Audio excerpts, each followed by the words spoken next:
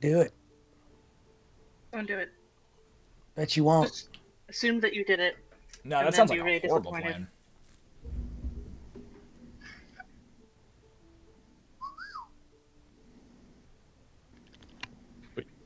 Did somebody just have the Fantastic Mr. Fox thing?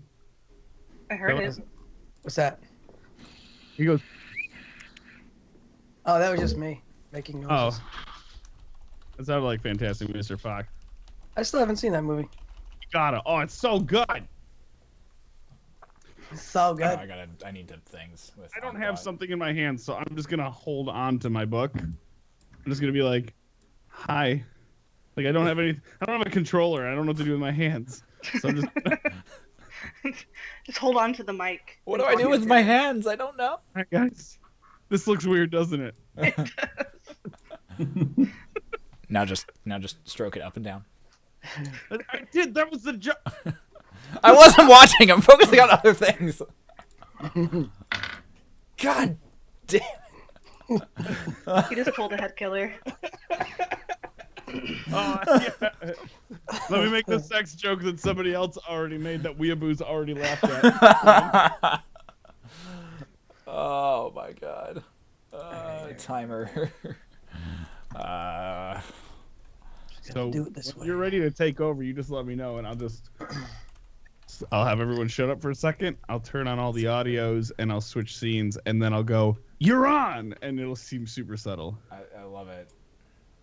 There's just gonna be all of a sudden blue. That's how every session is gonna start. It's just blue going, "You're on." You're alive with the Riot sessions. Welcome back. I kind of want to here. grab a beer. Ooh, it's too late. Now you go grab As beer. always, your host and Go, Grandmaster. do it. Okay. Run! Ah! I'm sorry, I can hear the wind in her hair. I'm wearing slippers. Ride like the wind. That's weird. Okay. Run, Charlie. Run home as fast as you can. Run, run, run. You can't catch me. I'm the gingerbread woman. No, Nope. stop. Nope.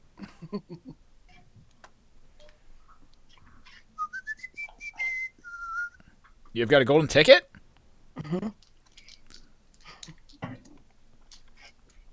Guys. Okay. Cody's got that golden ticket. I got a golden ticket. Okay, we're 6 minutes into the coming soon. We should probably start. Okay, we all good? Go. Go for it. Everyone, Ready. everyone be chill. Everyone chill. be chill. Which means Rams quiet everything in your house because it's gonna make tons of noise. All right.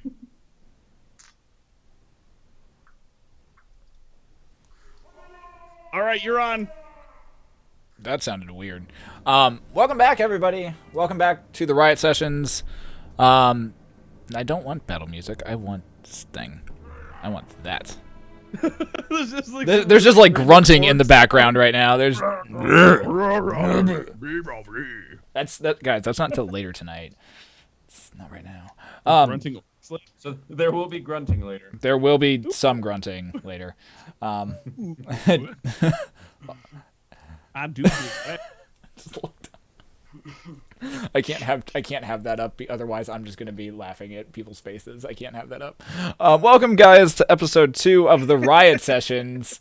Hi, I'm your DM or Dungeon Master or Game Master, also known as God. Shadowhack90. That's me. Hi. This went from a Dungeons and Dragons dungeon master to God. Like that is what you just bridged. I went from D&D to Battlestar Galactica in one quote. It was wonderful. Hi, welcome to episode 2. I'm vamping because I'm kind of scared to start. We'll just, I guess, go around and say who we are just so people can, introduce each other or introduce themselves. We'll go that way. I know no one can actually see which way I'm pointing, so somebody start. Do we want to do the same thing we did last time? So, Yeah. Here. Yep, that would be you, Rams. Am I mute? I can't even tell there you go. anymore. There You you go. did it. We can hear you Yeah, now. I did it. I'm Ramsbug. I will be playing Jeska Nariscus. She is a Dragonborn cleric. She is a priestess of Bahamut.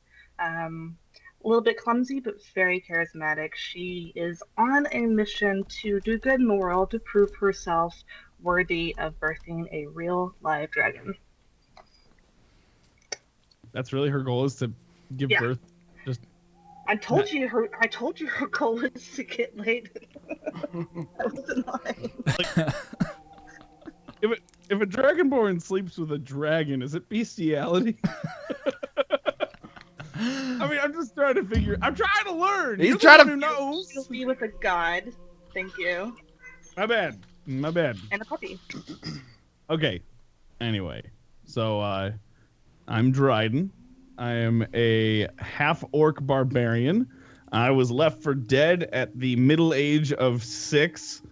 Half-orcs grow up really quick. And I'm currently just trying to discover new things and find new people as I go along, where I'm constantly being let down, and I have a very hard time trusting anyone around me, especially people who take lots of notes and are constantly interrupting me, hitting on nice elf women. But Taking notes on these strange mating rituals. it's okay, Jeska, I love you. All right, that's yeah. Oh, I'm missing my left eye. There's a long story to that. We'll get to it eventually, I'm sure. Tonph, you're up. Hi. Hi, guys. I'm Tom. I'm a halfling ranger, a charismatic little guy. He's very in tune with nature, you could say. I like styling my hair with whatever I can find around me, be it vomit, fecal matter, whatever you say. Or eat like mud, but you go straight for vomit. Yep. No, whatever's around. As we found last game, I'm an opportunist when it comes to that kind of thing. I'm currently looking for a way into the Fae to find out something about my past that happened. And that is part of my thing, and we'll get to that sometime in the future. And I'll turn it over to Brontor. Hey guys, I'm Codybedrock 36. I'll be playing Brontor. Ominous music. I got Yeah, real spooky with you you. got the real music. Is there something we can know about him? I don't even know Some about what happened to foreshadowing. Brontor, I guess. I feel like we Anyway. should be paying attention to what's going on with this guy. Anyway, I play a human blood hunter named Brontor, who's had something really bad happen to him in his past. He found his wife and kid murdered in a room and saw this ominous figure disappear right before it smiled at him. So he's been on a journey learning how to track and do blood magic and hunt in order to be able to find his family's killer. And now I'm going to turn it over to the half elf. Hey everybody, my name's Geth. I play a half elf gunslinger, and let's just say I'm looking for a bunch of people because they owe me something, and hopefully we'll find them, and hopefully they're gonna pay up. What, do we have like a mafia leader with us or something? Yeah. It may or may not be sex. May or may not be. Oh, sex. No, One can only hope. So let us dive back into the Riot sessions. Last week, our adventuring group, which don't have a name yet, they met in the wonderful, amazing town, city, place known as Waterdeep. A wonderful place that is known to have many trading port, or to be a central trading port, a kind of the jewel and the main area of kind of like information on hub within this area of the Sword Coast, which is where our campaign and story begins. Upon arriving there, many of them found themselves with lack of funds, not a ton of money, and they quickly found a job from the barkeep, the barkeep who ran the tavern, the One-Legged Seagull. The group decided, the band of adventurers, misfits, mercenaries, these people, decided, sure, let's go earn 5,000 gold by ridding a town of its goblin problem. Well, they got to the town, they got to this town of Nightstone only to discover that there were many large boulders sticking out of the ground. There were some boulders there that they liked, other boulders they did not like. They also found that there was a large, giant, gaping hole in the middle of the town,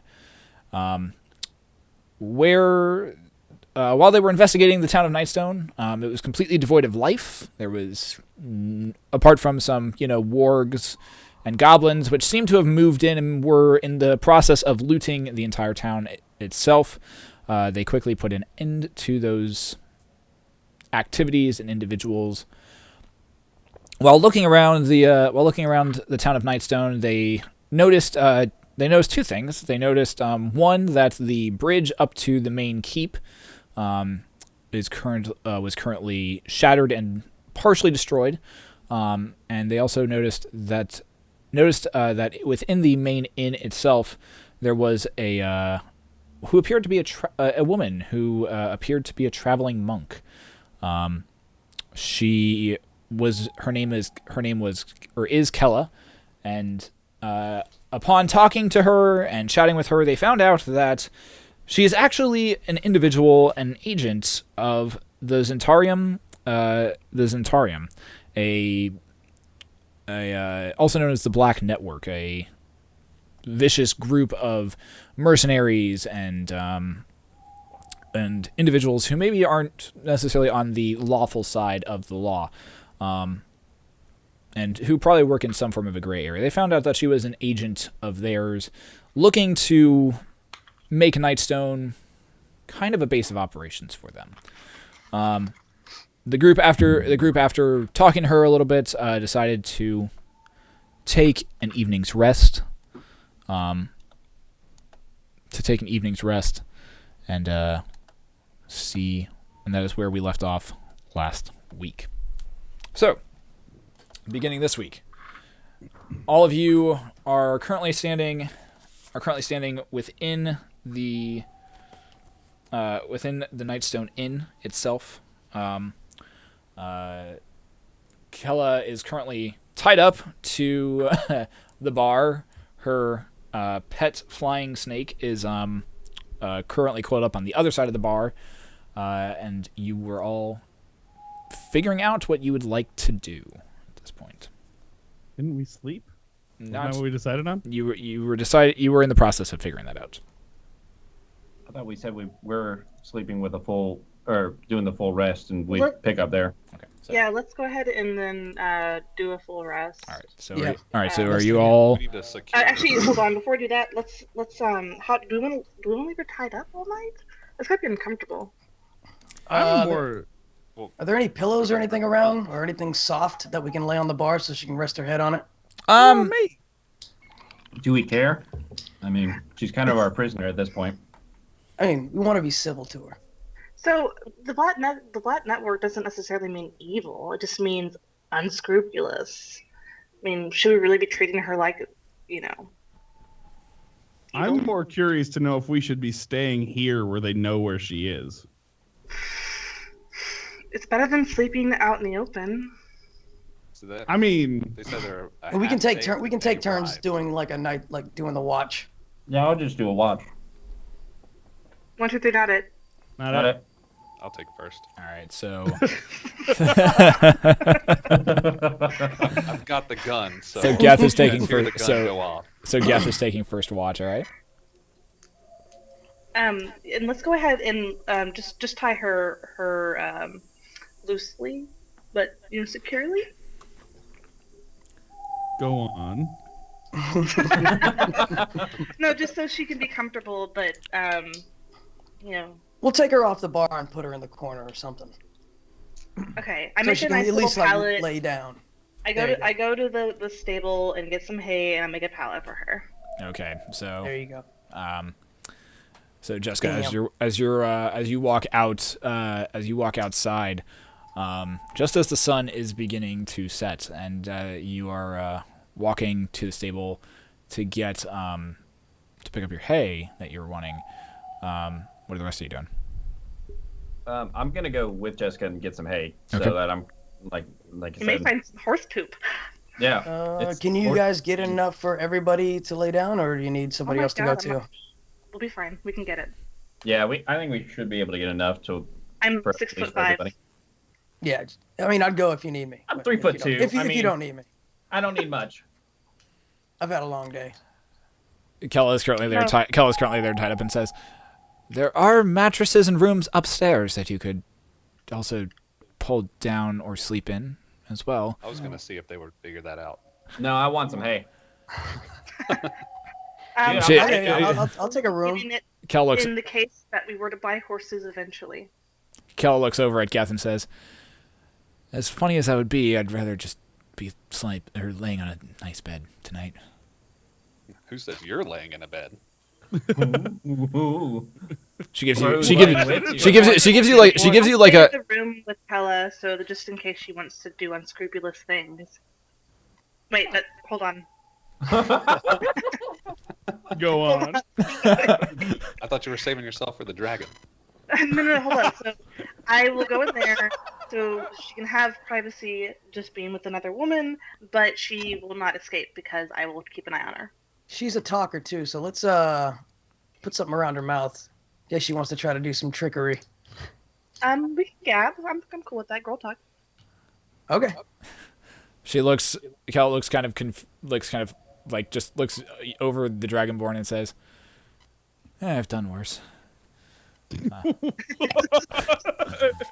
Bro, I will break you. All right, let's go. I'm Damn. going upstairs. All right, so Jeska and Kella head upstairs. Jeska pulling Kella along by the rope that is currently bound or has her hands bound. Is Tonph still going to the stables to get hay? Yeah. Tom's All right, I'm gonna go with you just for backup. Tonph and Brontor are heading out to the stables. Geth, where are you going to? I'm gonna sit at the bar for the time being Okay. and polish and clean my pistol. All right. I'm gonna sit at the bar Upstairs with Geth. room. All right, cool. So, Brontor and Tonph, as you guys are heading towards the stables, you go to the stables, you pick up some hay, you begin walking back to the front door. As you do, you hear coming from the center of town, you hear the loud of what sounds like hooves going across the drawbridge. And then as you glance over in that direction, you see a large billowing of smoke or of dust getting kicked up as something is making its way into the middle of town.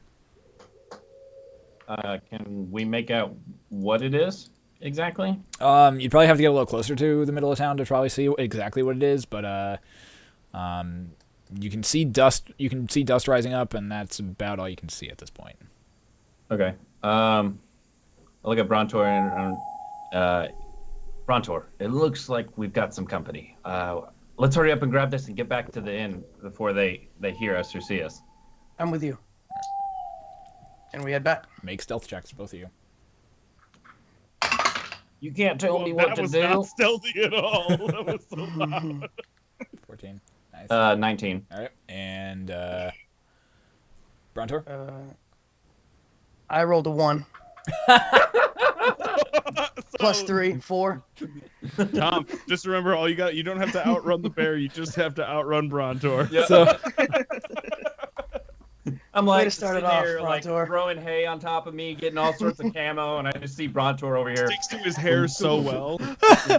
And that's kind of what happens. Brontor, as he sees this, like immediately just dives in, like literally just like takes the hay that's in his hand and just starts sticking it in his hair and all over his place, so that like literally all over his body. Within the span of probably about 10 seconds, he looks like a moving hay barrel or hay bale that's just like like it's like one of those like old cartoons where all you see is the feet and it just like stands up and sits down, eyes will peek out, stands up and moves 5 feet. And as Tonph is doing that, Brontor just walks right up next to him and just is like, just kind of like, what the hell?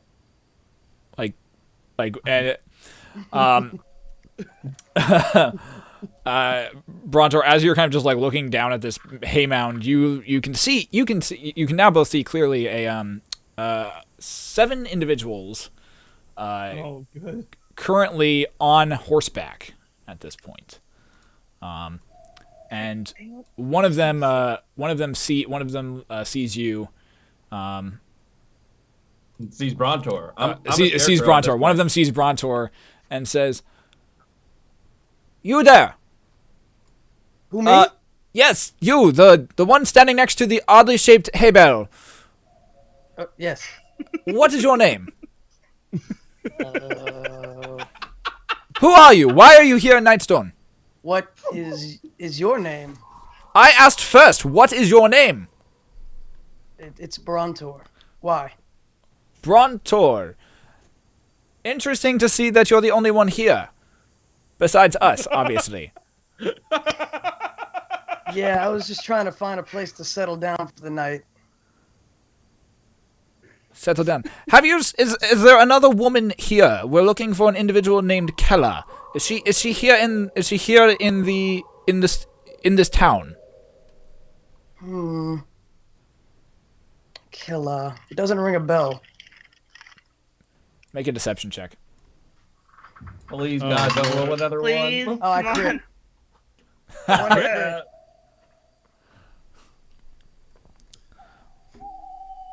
Got 20.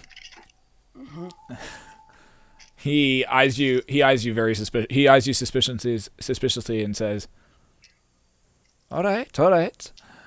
Where are you staying for the evening? We are fairly wary travelers, and we are needing a place to sleep as well. And there is safety in numbers, so being able to stay together would probably help us both out, making sure that no trickery, no goblins, no other unsavory creatures might come our way.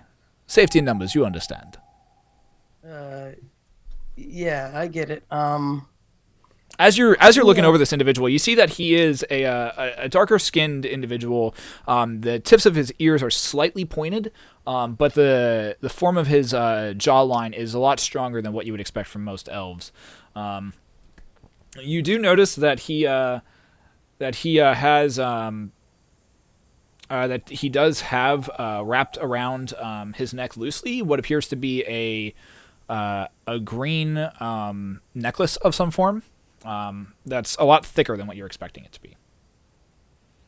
Okay, I say to him, yeah, I was just taking my scarecrow in for the night. Let me go in Your there. scarecrow put is this. down. Your scarecrow is this pile of hay. Yeah, this thing. I'm I was scared. just taking that in. I was taking that in for the night. I got to do some more work on it tomorrow. How is that it's- scary? How is that even more remotely frightening? You know, first attempt. Not everybody gets it on the first try. Let me just take this inside real quick, and I'll be right back out. Or you can move it. I'm only 3'2" and I only weigh 40 pounds. So. Oh, fair enough. So you pick up the barrel of hay. Light as a feather, stiff as a board, Tom. Make a strength. My Make hand a does not just move at all. uh, Just to stay exactly like this. Tom. So Tom, I take it you're allowing this to happen. Yep. Okay. So I've been hearing this whole conversation, so I'm just sitting here like. And I'm carrying him too, and he just has that vomit in his hair, and I'm going. It smells horrible. It's the worst thing in the world. But your stomach. Make a Constitution saving throw. I was waiting for it. Yeah, make a Constitution. 9. Oh no! Oh no! As you make it about halfway to the door, the smell just overwhelms you, and you're just like you feel your gut just clench, and you feel the bile rise up in your throat, and it just goes all over Tonph at that point. He likes this. Some of it bet gets he's in like heaven. He's you're fine with this. As he does it, I just whisper, "Thanks." you're pretty sure this is probably the closest thing he's had to a shower in recent history. The group of horseback riders looks oddly disgusted and a little concerned as you're taking this now vomit like covered scarecrow thing into the into the inn. You open the door. You just kind of have to kind of kick it to open it. It swings open. You take about 5 steps inside. The door shuts behind you, and you're now in the tavern. Good All right, what do we God! do? What happened to you guys? There's some guys out there. I told them that we didn't know this girl that's upstairs, and they looked really intent to try to find her. Tonph, you smell worse than normal. What happened? Brontor decided to give me some extra pomade. It was quite considerate of him. Yeah, you're welcome. Yeah, I may save some of this for later. I come Do what you feel downstairs. swallow the bud. Guys, we're trying to sleep up here. What's going on? Go to bed. We got this. Let the men handle this. So, My arts and Jeska, crafts session didn't go as well as planned. No, I need to stay more. you know the girl that we have upstairs? Mhm. I told these guys, there's about 8 of them, that we don't know who she is. That just came trampling down the road. Who are they? They were intent on finding her, so I'm assuming they're in the same. For good or bad? We didn't really differentiate that. Really quick, hold on. They're singing in the courtyard. They're chanting. This is great. Hello. Okay, so I do know there's a lot of groups in the area that are kind of out for dominance, let's say. So do you have to Right. know what they're here for? Are they locals? Do they know where to get it? You hear a loud thump overhead. Oh, you had to leave her, didn't you? All right, I'm going back upstairs. I rush back upstairs. As you get upstairs, you see the window in the room ajar, and you just see as a piece of brown cloth it disappears down off the from the window. I jumped after her. All right, make a dexterity check. Come on, Oh Jeska. no! Oh no! You have to roll like a 20 to do anything. Yeah. Where's the 20? Come on. Oh, Ugh. it's a 7. So as you rush towards the window, you glance down the about 10 to 12 feet that the drop is, and you see Kella currently sprawled out on the ground. She ends up at this point she's picking herself up, and she is just you see her glance over towards the other individuals who are in the courtyard at this point, or in the square at this point, and you see that she's just about to yell something to her. You jump out the window, and as you do, you realize that okay, this is a little farther than you were expecting. You end up and land right on top of her. This whole let's treat her nice. Let's not tie her chains too tight. Let's make sure she's got a nice bed. Maybe I'll be 6'5" and jump on her later. I'm only 250 pounds. She'll be fine. You 250 pounds from 20 feet sucks. She suffers. No, you don't. She suffers 7 points of crushing damage as this large dragonborn form lands on top of her, and you make a relatively decent-sized thump as you hit the ground. Yeah, the individuals look over at the Dragonborn, who's now currently sitting on the ground. Don't mind us. Just a little, roughness in the bedroom. We'll just pick ourselves back up and go inside. Jeska, you take 2 points of fall damage. That's halved due to the fact that you landed on Kella.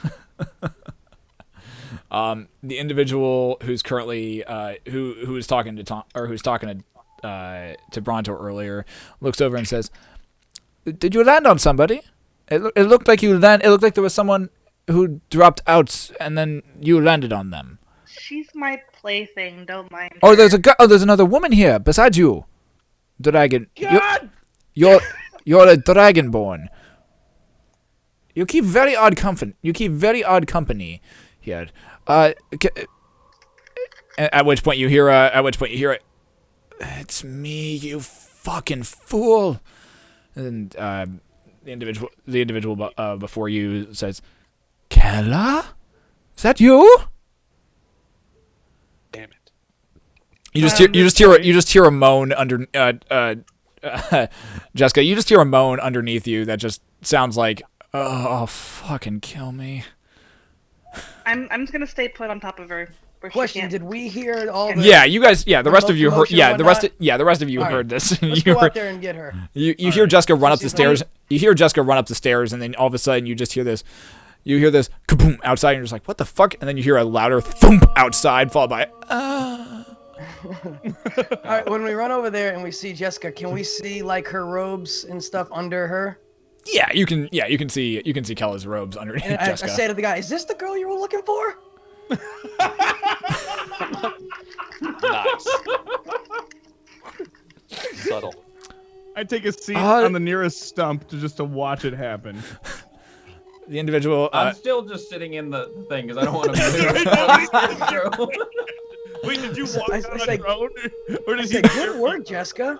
The scarecrow just waddles out on its own, just still in that same pose. This was planned. I wanted to apprehend her in this way. This was totally planned and not an accident at all. Yes, I believe that is. I believe that is the woman I'm looking for. Kella, are you all right? Are you all right?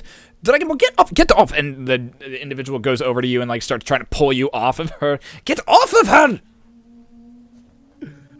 I think it broke Rams. We killed Rams. No, Rams's husband is running around in the background, like crouched down, like you won't be able to see him.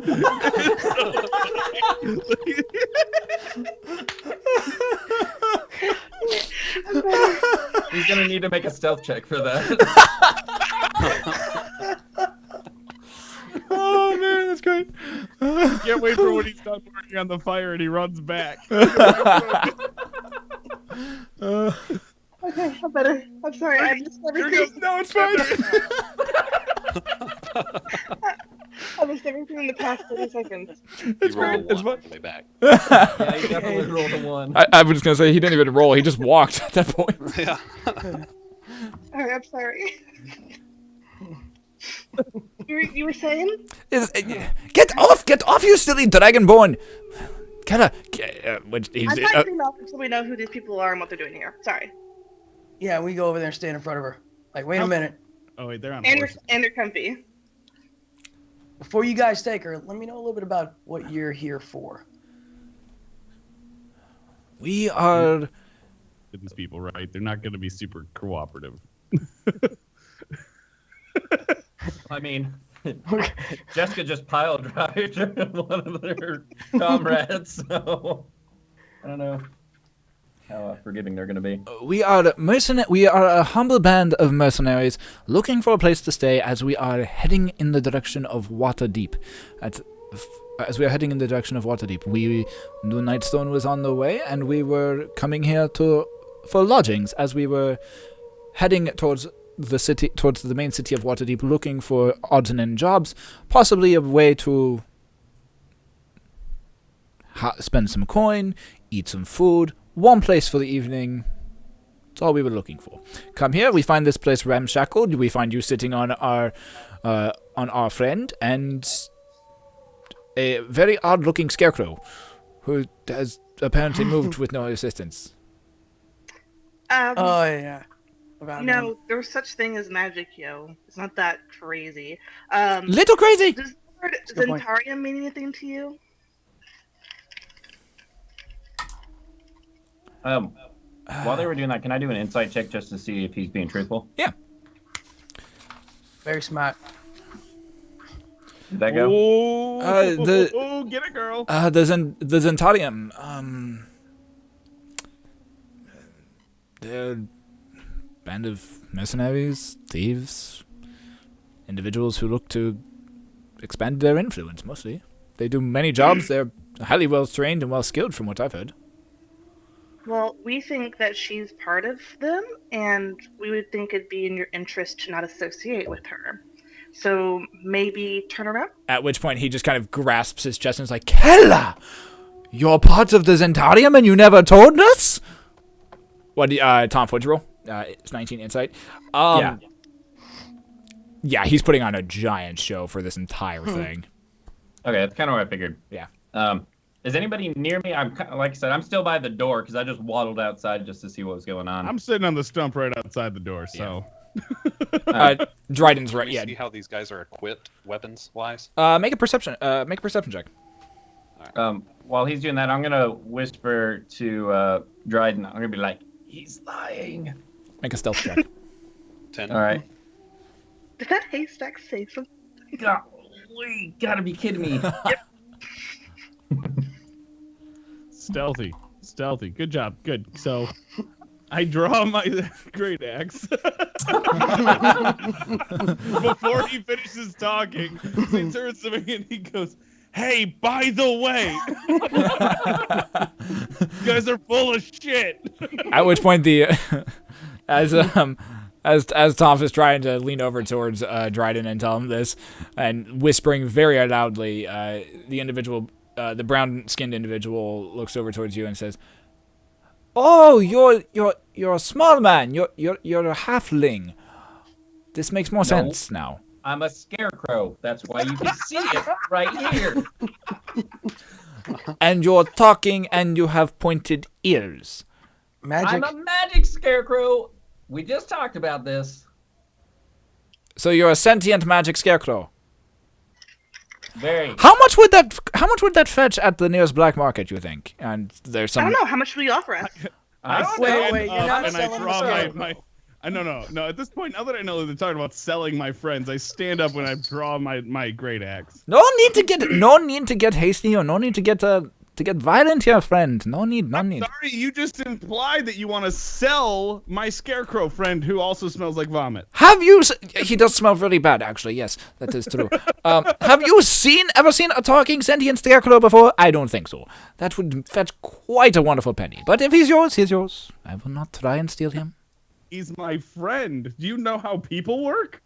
No. So, our new friends, we highly suspect this person being a part of the I almost said Dark Brotherhood. Thanks, Skyrim. The Black Network. Dark Brotherhood? I've not heard of the Dark Brotherhood. Who is the it? Black Network. Black The Network. Black Network. Oh, the Zentarium people you were talking about earlier. Okay. So we really think you should leave while we take care of her. And when you say take care of her, Report to the authorities, of course. which authorities? There's nobody here. We're going to somewhere there is.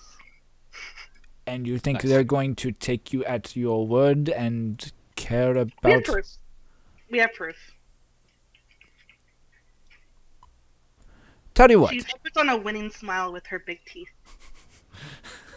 Dryden with his great axe drawn just smiles very widely. Tell you what.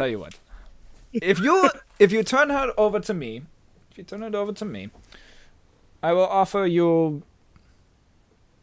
50 gold pieces for her life and for custody of her. Which point you go on your way, we leave. No harm, no foul. 50 Sidebar. gold pieces is quite steep. Is there a particular reason why you want her and we can't handle it?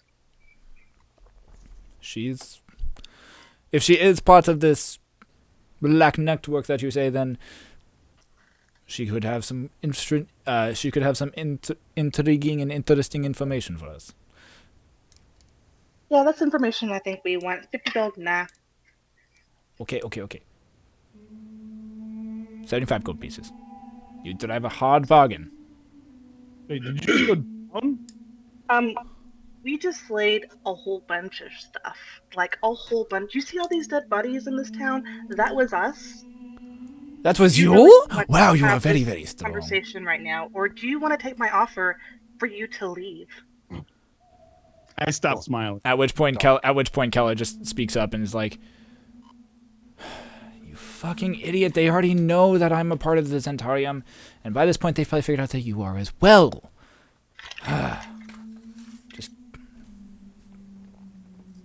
Oh, she's talking to her. She's talking to comrades. the. I'm like, She's talking. I don't know that we're a part of this. She's talking to the other guy. She's talking to the other guy, and he's like, and the fact that she's getting this all out while Jessica's still sitting on her is kind of I keep imagining it. It's pretty impressive. It's pretty impressive, to be fair. She says, Zolkin, Zolkin, they just want us to help get the villagers back. They want us to make sure that this place is safe. That's all they want. Really, that's all they want. Don't care what happens after that. You don't care what happens after that? Oh, okay, but alright, fine. Well, allow for me to properly introduce myself to you all. I am Zolkin. Zolkin did that. I am Zolkin Alexander, and I've come here for two purposes. One, to make sure that Nightstone is safe, secure, and a wonderful place for mercenaries, for Zentarian mercenaries to work and to find well-paying jobs. As well, I also came here for my one true love, my one and only, my dearest, my beautiful, amazing woman, Codybedrock. At which point, like, you just kind of, like, Jeska, you kind of feel Kella's, like, entire body just kind of deflate a little bit, just like, really? Like, if she was standing up, you would just imagine, like, you kind of imagine her arm, or, like, her shoulders just drooping and being like, really? This fucking asshole? Really? And there's, like, an audible moan that comes out from it. 75 gold for? It's Damn. Damn. Wow. That's it? Call Man, Kella, out. that's all he thought of you was 75 gold. Kella, no, my dear. I had more. I was trying to get you for a discount. I was just trying to get you for a discounted price, so that way we could save money for our life progressing together. I wanted to make sure that we had something to fall back on. Am I still sitting next to Tonph? Are we still next to each other? Yeah, you're still next to each other at this point. All right, Tonph, do you have a dagger or something? You stood up at this point. Okay. I have a short sword. I don't have a dagger. You have a short sword? Okay, well, you're pretty stealthy. I bet Tonph 5 gold that he can stealthily chop off one of the horse's tails. It's up to you if you take the bet. You have 5 gold? I've got 5 gold. Okay. I got gold. Don't worry. You don't need to know how much gold I've got. I look at Dryden, and I'm like, you just kind of see me slowly start to sulk away. I'm just imagining him on like a pogo stick, just kind of like bouncing, like stealthily bouncing away. Are you going for it? You're I'm doing going it? for it. Oh shit! I thought you were like, I want nothing to do with this. Oh shit! And he got a 20. Can me and Jessica see this from where we are? You guys make a perception check. Where's my 20? Oh It's my over here. god. 11 for me. 20. Heyo. 17? Wait, that's just a natural 20. Let's see. Perception is wisdom, and wisdom is 0. So 20. It was a natural 20. Yeah. Oh yeah. You just. You want to see it? No, I'm good. I trust you. Out of the corner of your eye, you see Tonph just like this awkward barrel of hay just going shh, shh, shh, and just slowly moving out of frame. Brontor. As I'm slowly sliding, I'm going to grab my short sword. Mm-hmm. All right, so Brontor, you also see it, and same thing with you, Geth. You're just watching as just like this awkward barrel of hay is just slowly moving out of frame. as the rest of the conversation is happening and going on, Tonph, you are able to creep behind the farthest back horse's rear end, and its tail is just switching back and forth. I need you to make a sleight of hand check. All right. Oh no, there's more to this than you thought. 12. I'm gonna lose 5 gold, aren't I?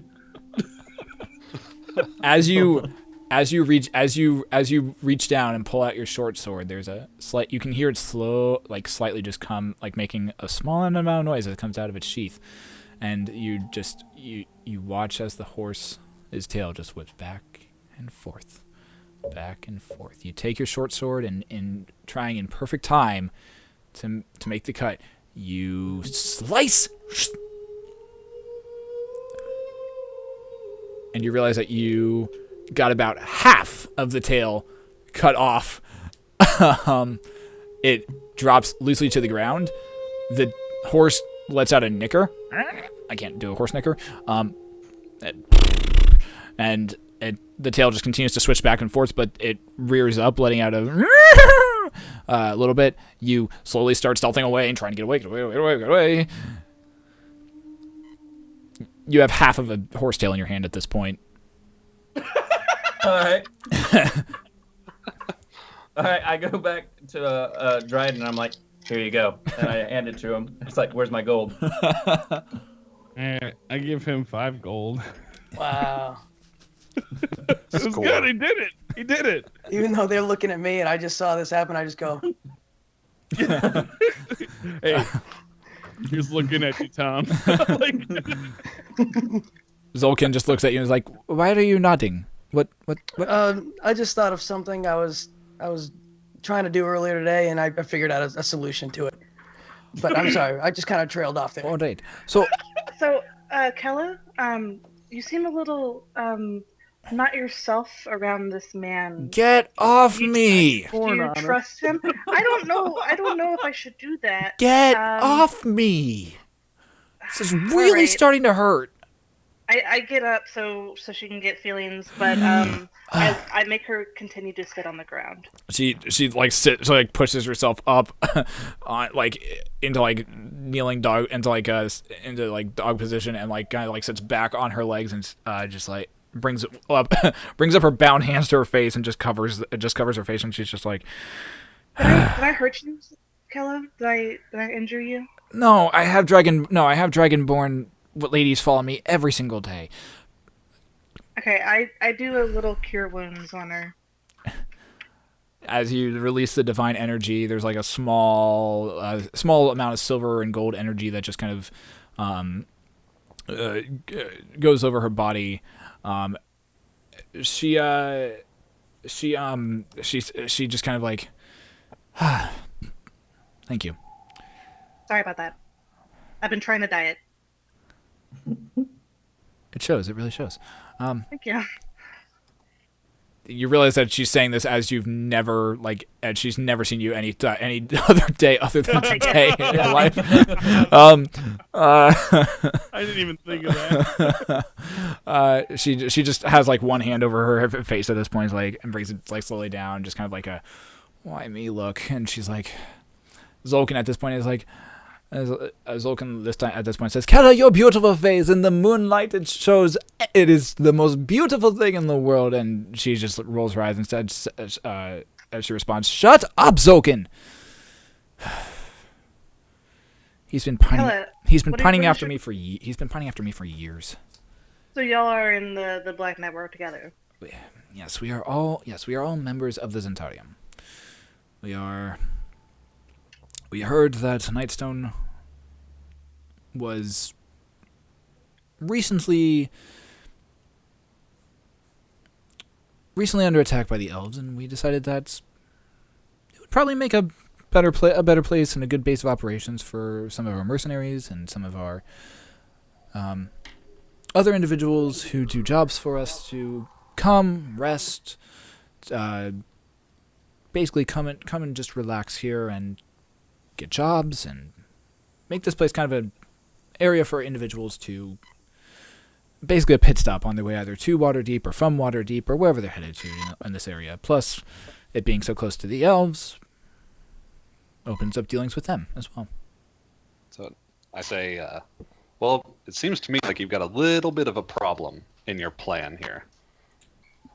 See, I'm not the one who comes up with the plans. I leave that to higher ups.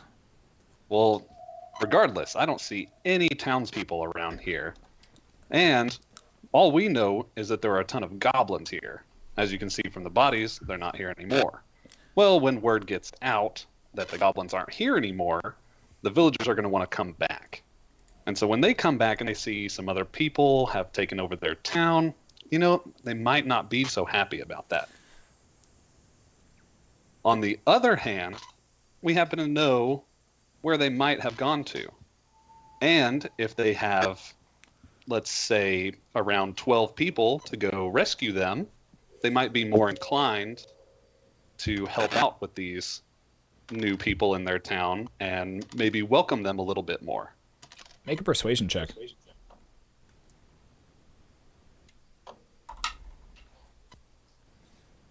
$13. Kelly just looks over and says, "Wasn't our plan to move into the whole town by ourselves and just take it over?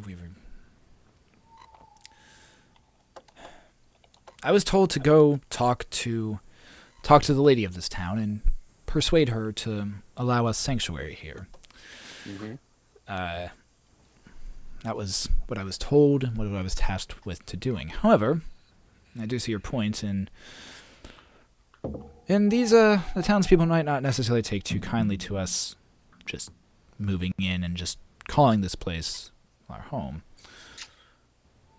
But a little good favor with them wouldn't hurt too much.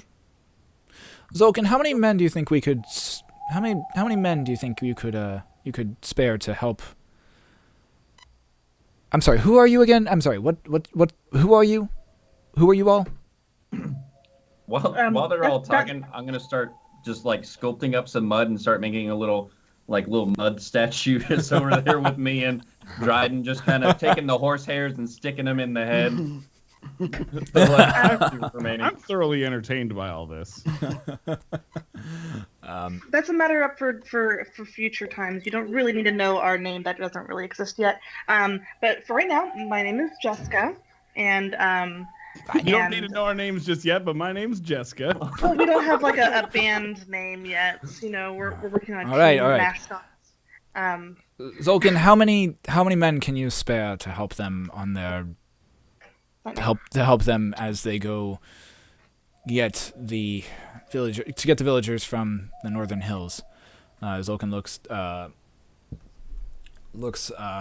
back at what you can see is kind of a mix of other humans and half elves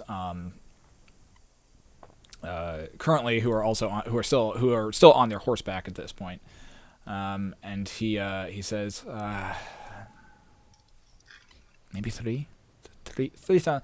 In order for us to maintain that no other goblins or any other individuals come into this town, we probably hold it with three of them plus you and myself. That would be 5. We could probably hold this place with 5, especially if we raise the drawbridge. So Shio, Gron, and Alec, all of you, in the morning. I take it you're doing this in the morning.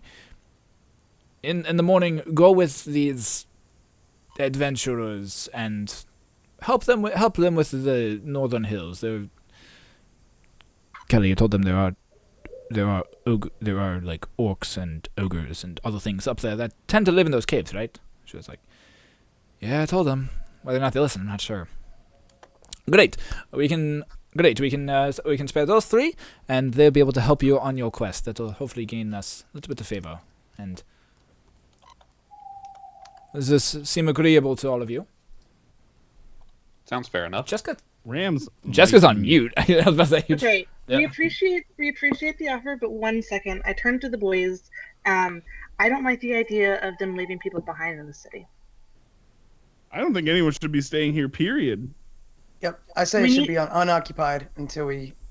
We need to sleep, so we have to stay here for a night. But I don't think we should let them stay in the city. We can take the 3, but the rest have to go. Until they've had a discussion with the head person of the town that they can be here. Is that cool? The bridge is broken to the castle, so How are we going to get him there? Well, one thing at a time. I'm just Cross that thinking- bridge when we come to it. I think we should take the 3, and I'm just talking to the boys now, not Zarkor or whatever. Zolfan. Zimzab? I forgot his name. So Zibzam. we can take their 3, but I think the rest of the camp Zoltan.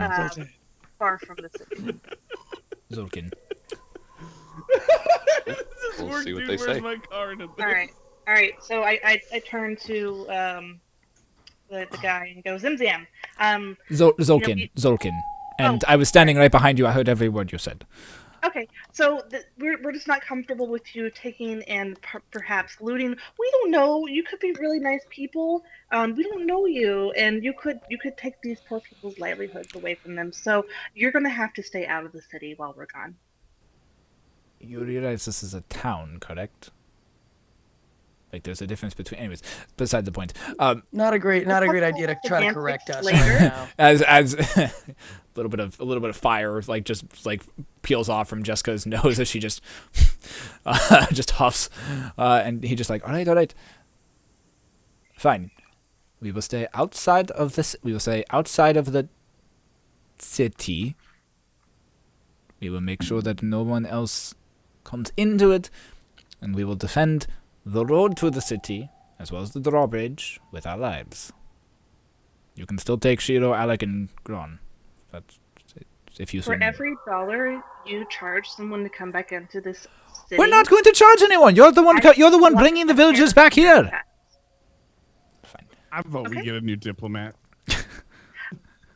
I'm tired. Maybe someone else should be talking. You know, Dryden, you're perhaps a little charismatic. Maybe you should be joining in this conversation. I would like to, but I'm not getting a word in edgewise. So, so far the most I've been able to do is enjoy some character building by Tonph. I mean, don't get me wrong, he does a great job, but it's not very helpful. What is this character building you speak of? Nah, he's over there he's making mud creatures. Character building. Speaking of which, I made a scarecrow. Oh, did you improve upon the original design? Yeah, the first design was bad. Hey, I tried. At which point you just hear, both in unison, or both kind of just off of unison, Kella first go, ugh, and just just almost facepalm, and then at like a split second after she starts doing it, a split second after she starts doing that, Zolkin starts doing doing the exact same thing she's doing. Zolkin's I'd like to see you guys do any better than this right here. I mean, to me, this is pretty scary. At which point Zolkin just is all right. So we sleep for the evening. We allow for everyone to rest up. In the morning, you go do whatever it is you want to do, and then we meet back here whenever you have completed your mission. We still have dibs on the inn. Okay, you can have dibs on the inn. We'll sleep over here. And he gestures towards the temple. How about we lock them in the temple? Just. I'm standing right here. I can hear every word you say. I'm aware of that. And if you get off that horse, I guarantee you I'm bigger than you. So let's play that game. At which point you're actually you're actually eye level with him right now as he's not even on the horse. If he was on the horse, you'd be eye level with him right now. And he just looks over you, he actually looks up at you because he hasn't been on the horse for the past 10 minutes. Oh. And he just looks up at you. He's like, got off the horse. I'm quite aware that you're taller than me. Your axe is very strong and very mighty. So maybe you get in that temple and you don't come out.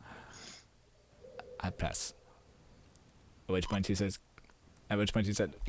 we'll take Calador and we'll go outside of the town and we'll sleep out there. No. Wait, what do you mean you'll take Kella? GTFO, bro. Kella, am I mute? I can't remember. No, you're good. No, you're good. Okay. Kella and I have become BFFs, and I think she needs to stay with me. And Kelly just looks over at Zolkin and says, "It'll be all right. I'll stay with them. Keep their mind at ease."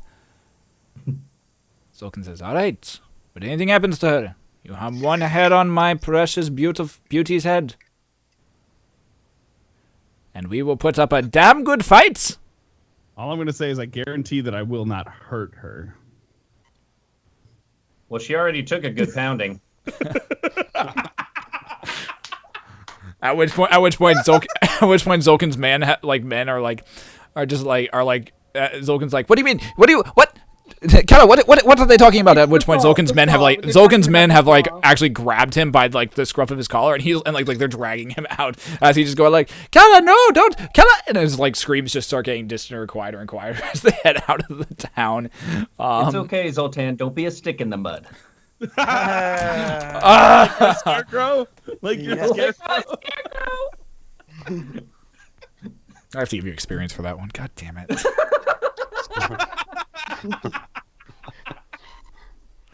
All right.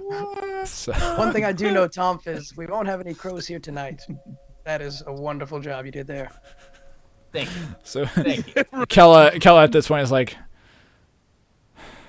right, and she's turned and walked back into the inn at this point. So Follow her to the inn. you all One day. you all retire for the evening. Oh my god. You all retire for the evening. And you set up a watch. Who's taking first watch? I'm taking first watch. Okay, taking first watch. All right, so Geth definitely said that before. Yeah, all right. So Geth's taking first watch. All right. So as the rest of you are sleeping and taking a resting, relaxing time, Geth, you are slowly pacing around the inn. Not much really catches your attention. You do notice far off, not super far off, but just over the wooden walls and parapets that form the perimeter of this island that Nightstone is on. You do see a slight orange glow flickering off in the distance, which you take to be the camp of Zolkin and his monthly crew. That's really about all that happened. That's really about all you hear and notice during your watch. Who's taking second watch? How long was the first watch? About 3 hours. I think Tonph had dibs. Yeah, I need a full 8 hours or a full Me rest too. in order to get my attributes back. Okay. So we'll say Tonph is taking the second bit of it. Tonph. Oh wait, he's almost back. Tonph, you're up. Tonph, you're on duty. are you good to take second? Are you taking second watch? Yeah. All right. So Geth, your watch comes to an end. Tonph, you begin your watch. Everything. You notice the same kind of orange glow that Geth noticed just off to the west of you guys, which you take to be kind of the fires from the camp that Zolkin set up.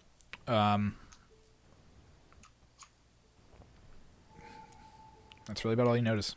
Nothing. Actually, go ahead and make a perception check. Why don't I make a perception check real quick? It's a good idea. Yeah. Sounded like a good idea. 15. Nice. About halfway through your watch, you do notice that up at the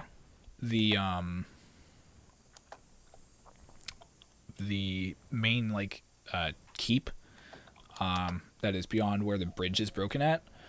You do notice what you think is some flickering firelights. From what you can tell, it's there for it's there, and then it disappears, and then you wait about 20 minutes and you see it again, and then it's gone. And wait another 20 minutes, and it just continues to do this kind of 20-minute interval loop throughout the rest of your watch. Okay. So, as daybreak comes, and as you all find yourself to consciousness. You have a bit of food in your packs that you eat. You have yourself a decent breakfast, and have yourself a decent breakfast, and the day is yours. What would you like to do? Eggs, more eggs. We didn't eat enough. Good morning, everyone. Morning. Eggs. Eggs? I don't have any. I could go outside and see if I could find some. I could possibly lay one. I'd eat it. I don't know if I want your eggs. I'd eat Okay. it. I need them for later. So, okay. So Do where we Dragonborn sit... lay eggs? Never mind. We won't get into that. They don't have sex ed at the temple. You I just like figure it that. out as you go. It's just a matter of like poking things until it Yeah, I was works. I figured you'd kind of know whether or not it's just one morning you wake up, oh, hey. Here it is. I figure Bahamut will show me the way when the time comes. So I'd like to see how Kella's doing this morning. Also, everyone got to level. Also, over that course of the night, everyone hit level 2. By the way, so your level 2 stuff. Hello. Level 2. And look at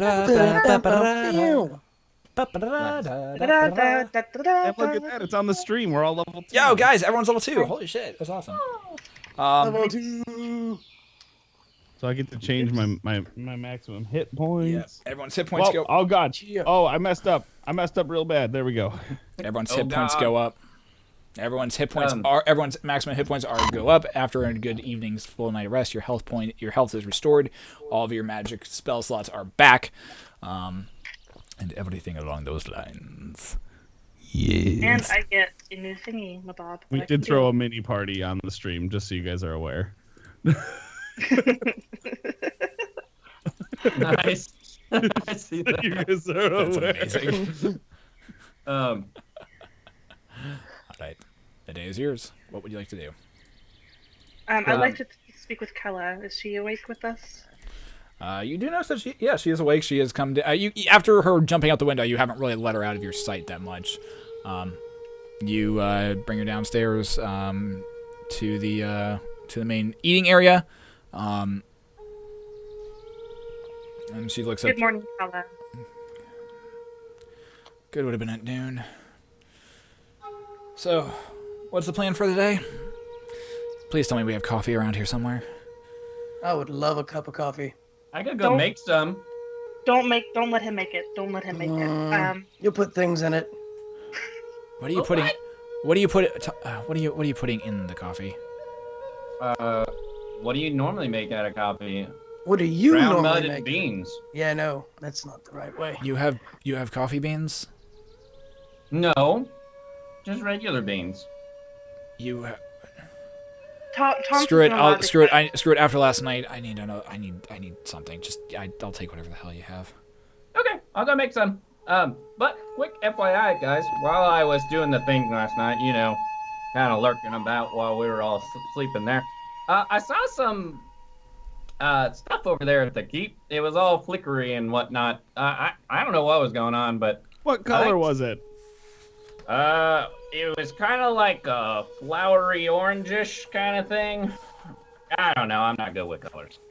Nah, I But can't it see was- color. I can't see color at all, so I just was testing you. Oh. So then I guess it'd be kind of like a not too dark gray, but not a super light gray. I guess a middle ground gray, man. if you can get that. Did it seem like it was people? Oh, I don't know. It was just a light that kind of go like whoop, and then Was a it little bit. spoopy? It didn't seem spoopy. I don't know. It was kind of spoopy last night. I mean, I was all by myself, awake out here. You guys were all sleeping, and then there was the weird little like. Whoop, I'm whoop. starting to think that we shouldn't let Tonph do any of these. And then there was more boop boops over there, but I think that was a pretty consistent boop boop. I think that was over by the Zoltan guy. I don't know. What's the boop boop? You know what a boop boop? It's like a kind of boop boop. Like a torch? Yeah, I can see it being a torch. I don't know. I couldn't see it. It was just a little thing in the distance going. Oh, a boop boop. Oh, you're Oh, describing like a boop boop. like a Okay. flicker. Yeah, Sure. That sounds good. I don't know what a flicker is, but if that works for you. To me, it's boop boop. All right, there's gonna have to be some interpretations next time on his watches. Yeah, So it's I like don't like a legend or something. Look, I speak terminology. halfling. Boop boop is boop boop. I mean, what are you expecting? That's he's got a point. Thank Thank you for the watch, Tom. I do have some muffins in my packet that I picked up from the temple. They're not very fresh, but they look delicious. What do you like? I have dog meat. Do you guys want some dog meat? I'll take some dog meat. Yeah, we got a fire, right? You can make a fire, yes. Yeah. Someone make a fire. I did the hard work on this. I critted the filleting of these dogs. There's like a fireplace, right? That I can. Yeah, there's a fire. Yeah, there's a functional fireplace that you could probably make some food in. Oh yeah. Yeah, Are these make like a flaming dog meat dogs? stew or something. Dungeon Master question. Yes. I was told when I cut up these 2 dogs that I got a week of dog meat. Is that a single person week of dog meat or week of dog meat for the team? It would be a single person dog meat. It's probably about 2 days for the entire team. Well, I'll feed them breakfast, then they're on their own. All right. Okay, go on. I'm good with the muffins, so you can keep the rations for Are me. you like some sort of? Wait a minute. Are you like a vegan, like a vegan dragonborn? Dogs are dirty. I don't know if I want to eat dirty meat. We're not that desperate. I have muffins. Keep the rations. Keep the Dogs rations. are dirty meat. You're gonna say dirty meat. You realize that we just slept in a house that's had cannonballs come through it, right? Stuff's different. All right, we'll just see. Fine. So more meat for us, boys. Is the coffee ready yet? Yeah, I got some coffee here for you. Helen, would you like a muffin, or are you going to eat It's dog? a little thicker than normal. I didn't have as much beans this time, but here you go. I'm gonna pass on that. Thank you for making it though, Tom. All right, maybe next Kella time. can have some meat. If you're not gonna eat it, Kella takes the coffee, sniffs it, slowly sips it, looks in the mug, turns it upside down, and it just it just splats all over the floor. This is mud, not coffee. It's coffee! Why'd you waste coffee? I go and I grab the coffee and I'm just like slowly trying to scoop it back up into this little bowl. And I'm just like, you don't get any more coffee. And I go and I walk over and you see me just kind of sitting there just like,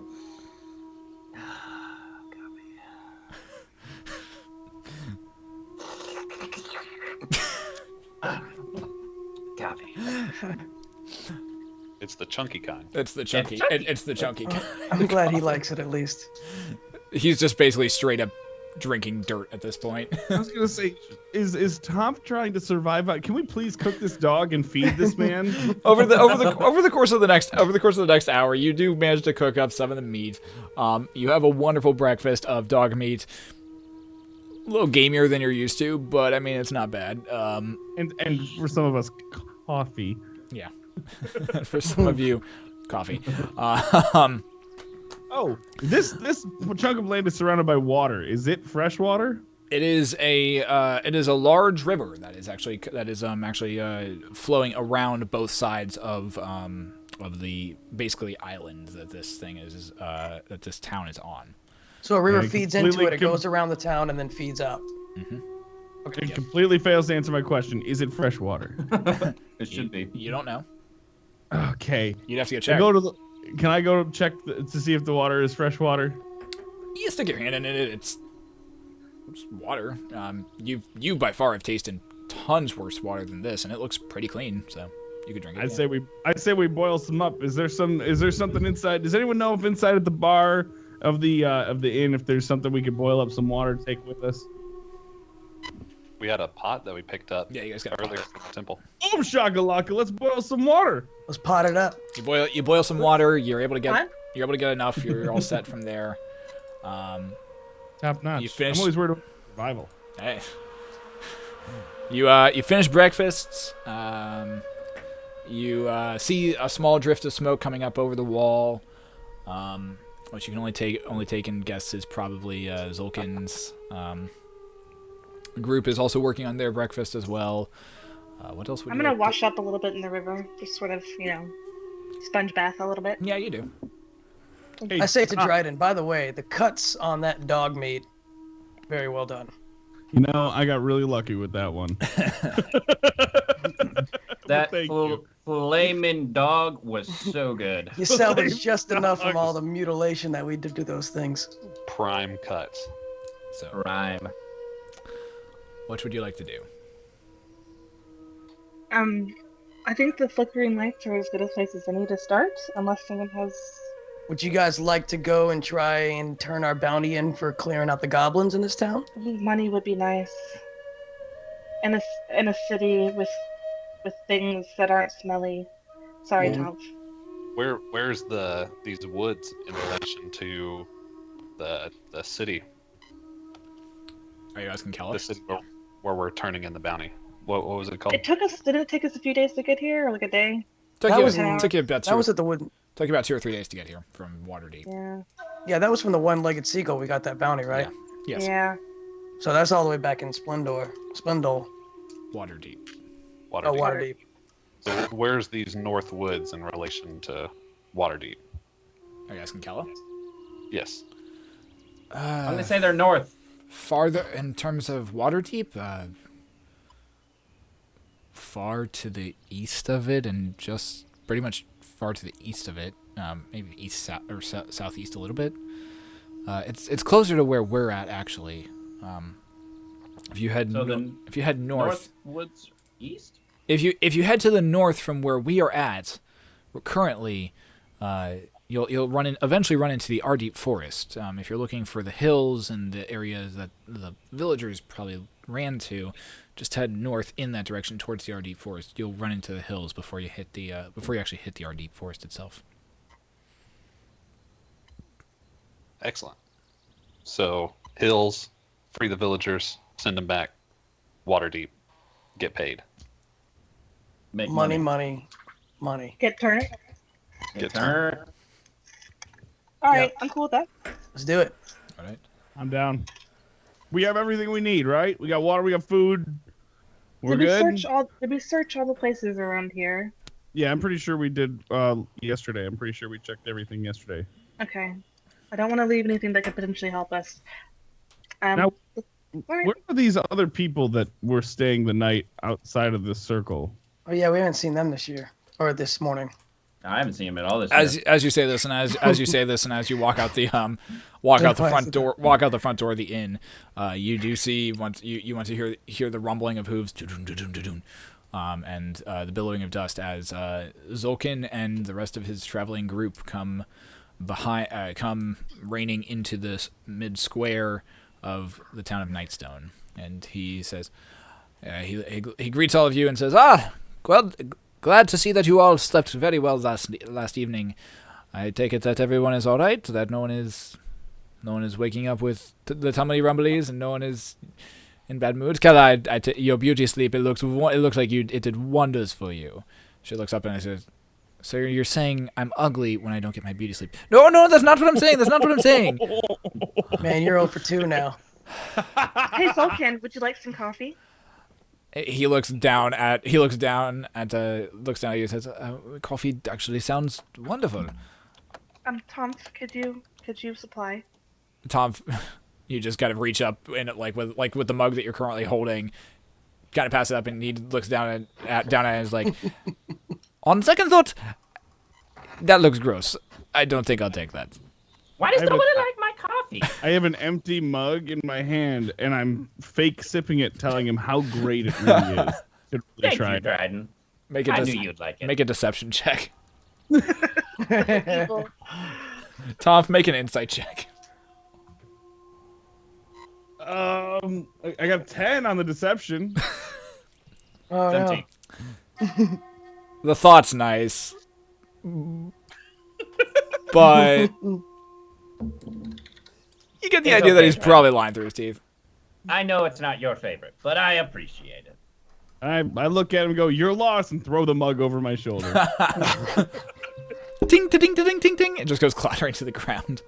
I'm not making coffee anymore. All right, so your plan today, from what I understood, was you and the three of you, Shiro, Alex, and Groan were going to go help free the villagers in this heroic battle that will save everyone, I'm sure.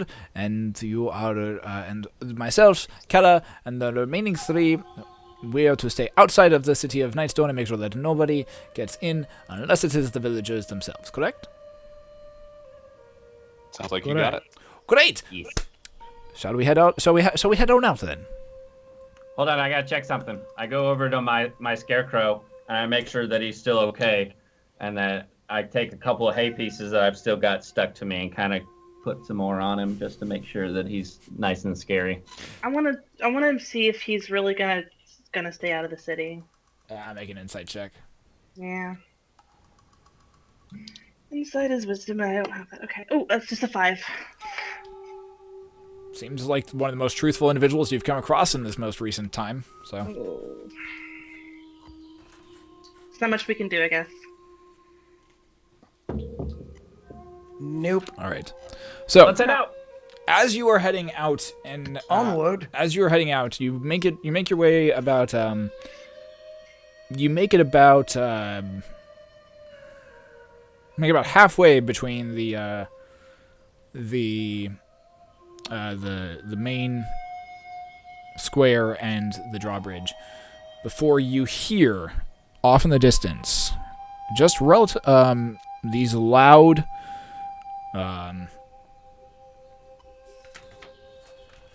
yells and shouts.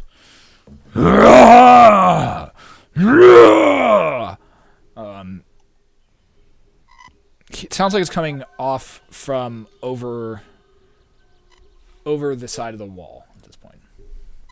In the keep. Good old friend. It sounds out like it does outside the keep. Sounds like it's coming from outside the keep or outside the walls of the town. We Okay. should go check it out. Heading in the direction we're going or back behind us? You can't really tell. Tom, Let's make our way. Yes. wanna check it out? Sure. I'll go look. I go look. All right. Tonph, you rush to the drawbridge. Okay. You rush to the drawbridge and you get across it. I need to make an insight check, or not an insight, a perception check. All right, good, because I wasn't stealthy. No.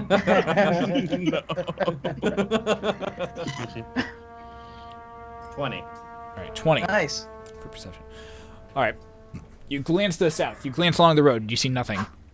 You hear the loud yell and groan. You hear the loud yell and groan. You glance off to the north, and from what you can see, you see somewhere between 10 to 20, what look like 10 to 20 large humanoid individuals just running as quickly as they can across this open plain. They appear to have kind of gray skin. They appear to be larger than normal humans, and they seem to most of them seem to be wearing, most of them seem to be kind of about this, a little taller than one of your companions, from what you can tell. Okay, so enormous. Got it. Yeah, to you, pretty big. All right. I see this, and I run back to the group, and I'm like, hey, there's some creepy guys coming from the north. They look sick. Coming They're all here? gray and stuff. They're angry. I don't know. They're running this way. I don't know if they're coming here. I might be able to help with this, guys, because level 2 brought upon a new skill. So I head to the north end of where our group is, and I use my danger sense. It's a new thing. Danger sense! Danger. It's a keen sense of nearby danger. Danger. Keen sense of nearby danger. Oh, wait a minute. I think I put that in here. Wait a minute. Boom! I'll put it in the chat. I love you. I love you so much. See, it makes it so much easier. Boom! I did it!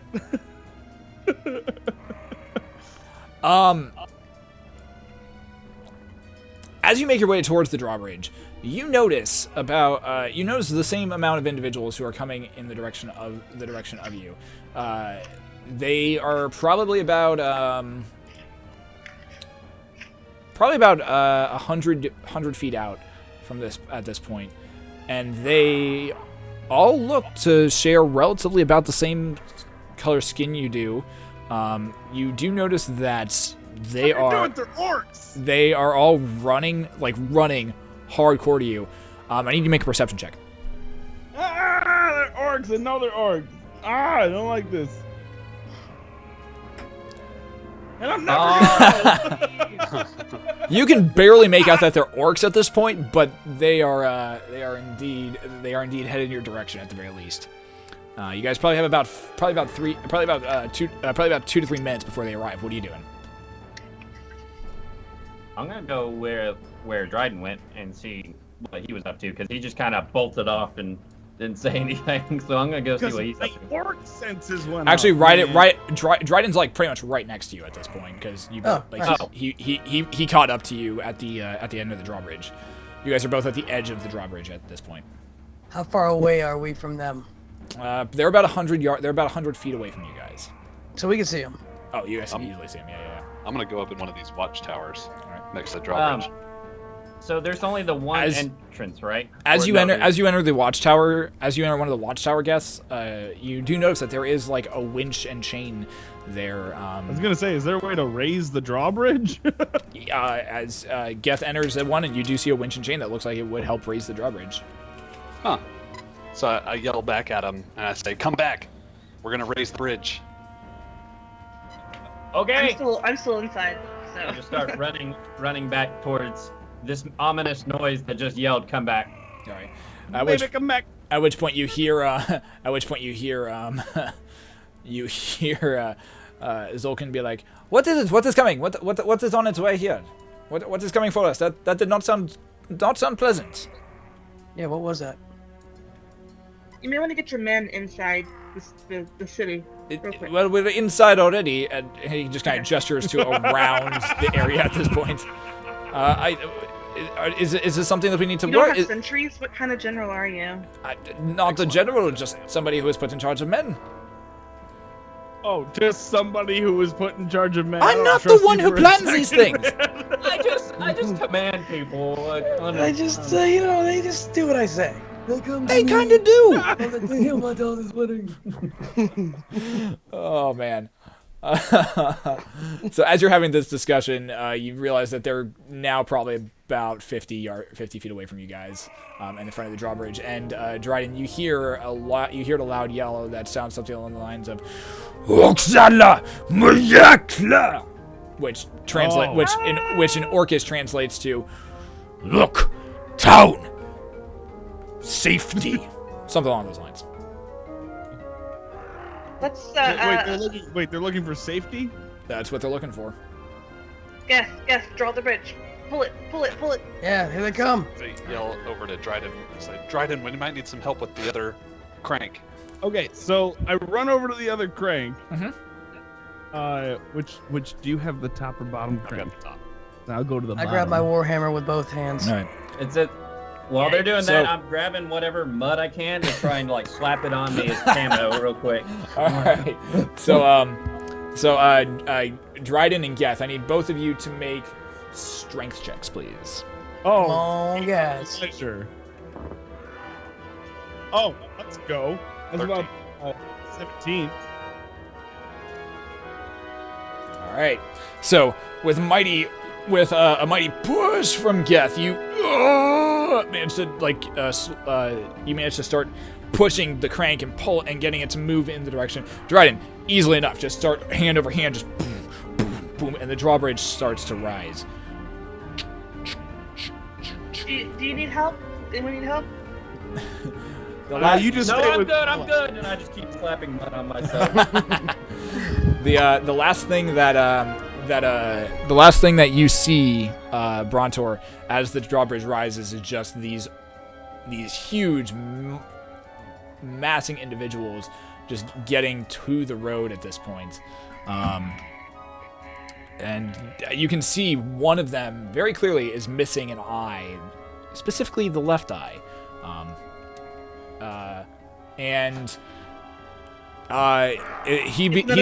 He seems to be the one who's shouting out orders to the other ones, and he yells, "Loka molasomoka, yeah!"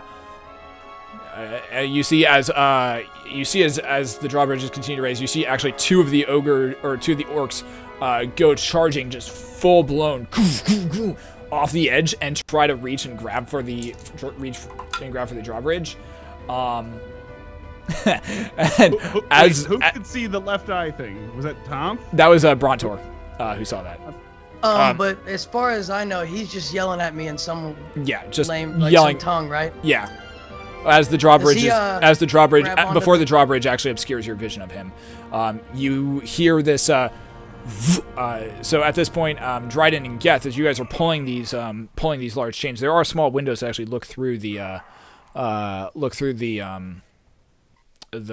watchtowers, and Brontor, you end up actually hearing this. You end up hearing this leap and this before you hear a splash as one of them appears to have fallen into the moat and just starts going. And apparently can't swim. Another one you hear hit the drawbridge as it is locked into place and fully risen at this point, and then you hear another splash on the other edge. So at this point, I can look at. We're done raising, right? You guys are done raising. It is stuck in position for now, and there is a lock. Yes. I look out the right? small window. Mm-hmm. What of the group can I see out the small window at this point? You see about actually, I'll just show you.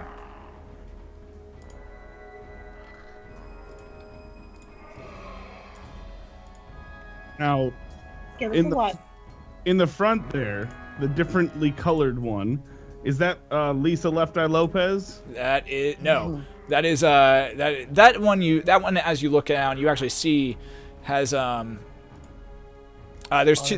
appears to be two of them who are closer to the front. One of them is wearing more kind of like what appear to be ceremonial robes, from what you can tell. And the other one appears to be the one who is missing the one eye is holding a large battle axe, from what you can tell. I have to do something. He's not the one that fell in the water. The one who's missing the one who's missing the eye has a bunch of arrows sticking out of his chest at this point. Do we know what these are yet? Dryden does. The rest of you are not. Okay. Dryden, what are these things? Okay, so they're orcs. I'd like to do a danger sense. Can I do that? It doesn't say anything about having to do any rest or anything, so it sounds like I can run danger sense again. I'd like to run danger sense again and get an idea of what's happening around me and listen into these people or to these orcs. All right. They're very clearly orcs at this point. They are very clearly orcs at this point. You hear translated from Orcish. You hear one of them shout, the one who's missing an eye shouting, "Safety in their good defensible place. Find another way in." And you see a few of them start to peel off kind of towards the south. A few start to peel off back towards the north. And the two individuals who seem to be kind of more in the lead seem to one stays at the drawbridge, another one heads towards the south. The one who's missing the eye actually heads towards the south. Can I shout up to Dryden? If you want to. Please, by all means. Do you see the left eye missing? Does it look familiar? I don't know. Does he look familiar? Make a history check. It's not something I expect into. No, he does not look familiar. Nope. No, he looks like an orc. He looks like an orc who's missing a left eye. Shit. Okay, so am I on the top? Okay, is there anything around? Oh no, you said windows, so I'm clearly they're like small like slits through these wooden this wooden stone watchtower that's been crafted. Is there any way for me to get to the top of it, or is that just the way that it works? There's stairs. You run. There's stairs that run up to like an upper level. You run up to the upper level, and you can now glance off, and you see these two groups of orcs splitting off towards the sides at this point of the town. Now, kind of circling around the moat. I don't know what else to call this man, so I'm going to keep referring to him as Lisa Left Eye Lopez. Yeah. Is he within earshot? Can I call to him? You can always try. So I call out. Wait, before he does that, can I do thaumaturgy on his voice? Yeah, glancing up. Actually, Jeska, make a perception check. Okay. We'll see if you can notice Nice. That is... I don't know why I moved that. Perception is, it's just a 6. Yeah, unfortunately, he's too far. You're more focused on the drawbridge and worrying about the other individuals around you at this point to really notice him get to the top of the of the watchtower. All right. Well, as loud as I I yell out. We'll decide if it's as loud as I can. I yell out in the name of Groosh. Okay. Just that's it. That's it. That's all I'm gonna say. In the name of Groosh. Lisa Left Eye Lopez. He'll know. You see the one in the long ceremonial robes who peeled off to the north continue just to head off. But you do see the one who is missing the left eye who started peeling off to the south. Pause. Turn and look. Bark something in Orcish that is too quiet for you to hear. At this point, and as he runs back to the drawbridge, boom, boom, boom, boom, boom. And in Orcish, he shouts up to you, "Who are you?"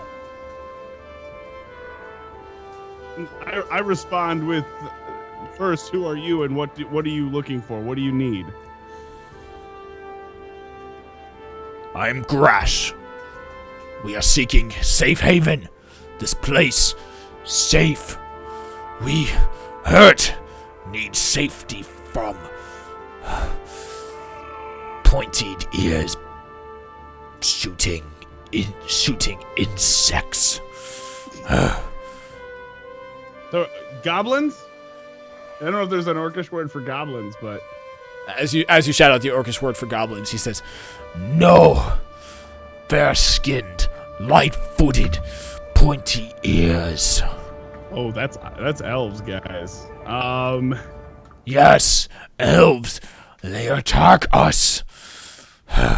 Need All right, place to defend against them. They are coming. I turn to the group, turn to the other side of the turret and to the group that can hear me and say they're being attacked by elves and say sorry, Geth. And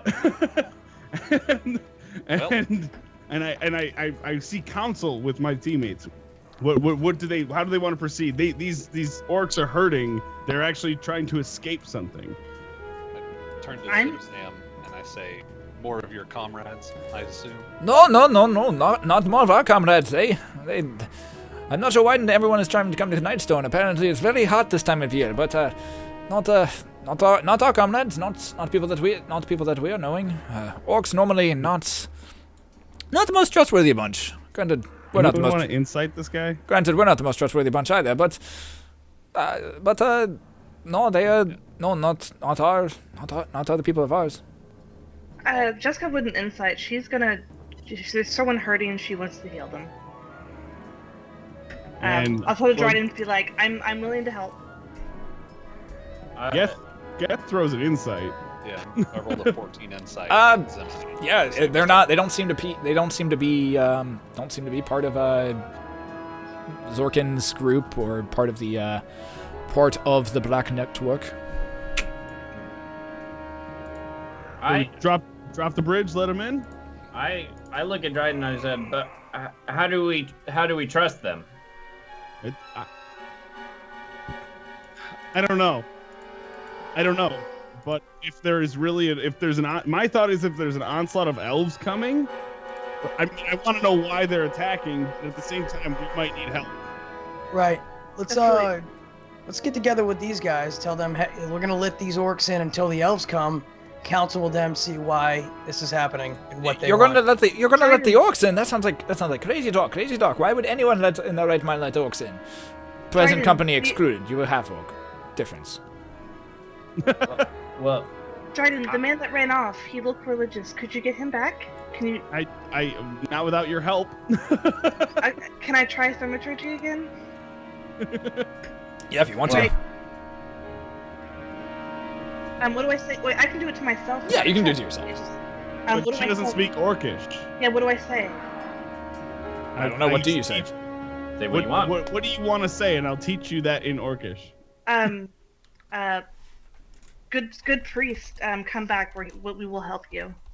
I say, good priest, come back. We will help you in Orcish. Then I say it with my thaumaturgy to try to get him to come back. All right.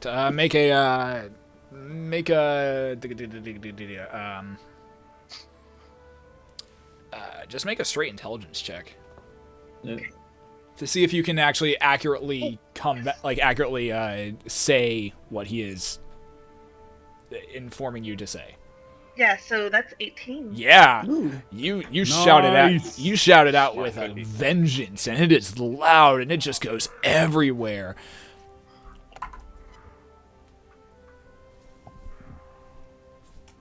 So what happened? Everyone heard it. Great. As Dryden, as you look around from the top of the watchtower, and look around, you see one individual peel off from the group that is heading northward, and starts running back. Eventually gets back to the drawbridge, and now it's just those two who are standing there. Who are just standing there at this point. So it's at the foot of the drawbridge. At the foot of the drawbridge, it's just those two who are like the one in ceremonial robes and the one who's missing an eye. I'm Okay. gonna Take two of help them him every with time. the turn thingy. All right. Are we doing this, Dryden?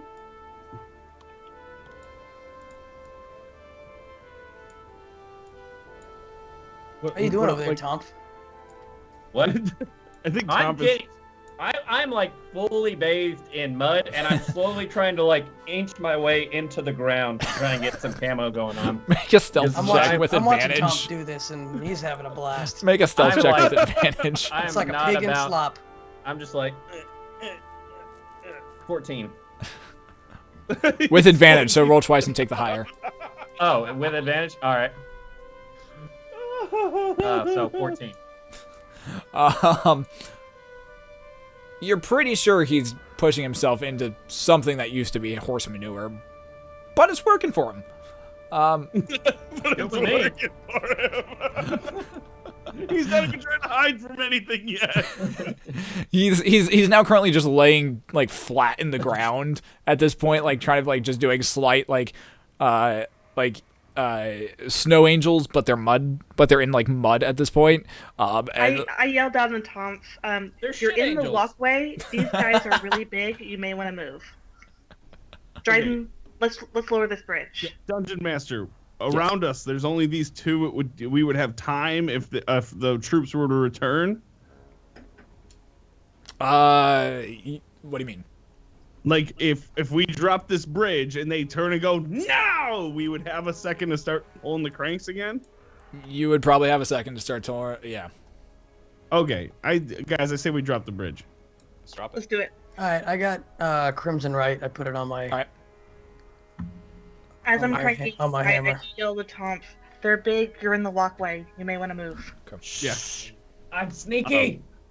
And guys, I am not pulling weapons because I am trying to be the peacekeeper here. So, I mean, good luck to all of us, but I'm not drawing weapons. So, personally, you can. I'm just saying, don't expect me to chime in So quite. am I in the middle of the walkway? You're dead center in the middle of the walkway, All right, completely. all right. I've chosen my path. I'm going with it. You stop moving your arms and you realize that Brontor, as you look down at him, you realize the only thing you can see is just his eyes, just staring directly up at you. They blink twice. He closes them and he completely disappears from view. So bear in mind, everyone, all the jokes that I make. I turn around before we start cranking this, and I look at Tonph and I yell, "Move!" You have no idea where he's at. Huh? You have no idea where he's at. I have no idea what. Where Tonph is at? Yeah, okay. So you yelled at him. I just yelled down and I said, "Move!" Like I'm very serious. In fact, intimidatingly so. Okay. I just kind of look up and Make I it just kind of do one of these like point at me, just kind of like looking at him, like. I'm yelling at the guy who killed my half brother, telling him to move, and he won't do it. No, I was seeing if you were talking to me because you just said move. Oh yes. Yeah. Yes. Okay. And I just kind of sit there and I go and I run to the side and I go to the watchtower and I just kind of like splat up against it to try and get into camo again. So you hear just like as I slam against this wall, and then I just close my eyes again and I turn my head to try and blend in. There's a big pile of shit on the wall. That's great. Some Tonph just stands up and just runs to the watchtower and just kind of like one of those like human Velcro things, like runs at it, just and just sits there. And there's just a slight as he slides down the wall a little bit.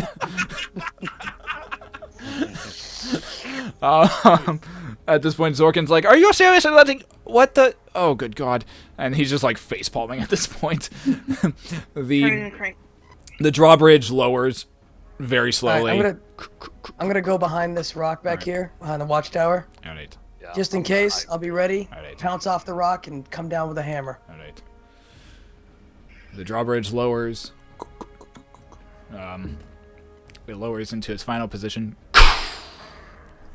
The two orcs begin to walk their way across the drawbridge. Boom, boom, boom. Every footfall with very heavy sounds. And they make it about halfway before they stop and they ask, and the one with one eye asks, in Orcish, Who speaks? Who speaks for you? I go behind Dryden in a very deferential position. all right. She just wants to learn. No, just like putting you out in front. Right. I'm gonna peek And around. so I meet them kind of at the end of the bridge. They're halfway. I kind of stop them, make sure they don't come any further, and I say I speak for the group. All right. Don't worry, guys. This won't become the norm. This Is this your land? Is this your town?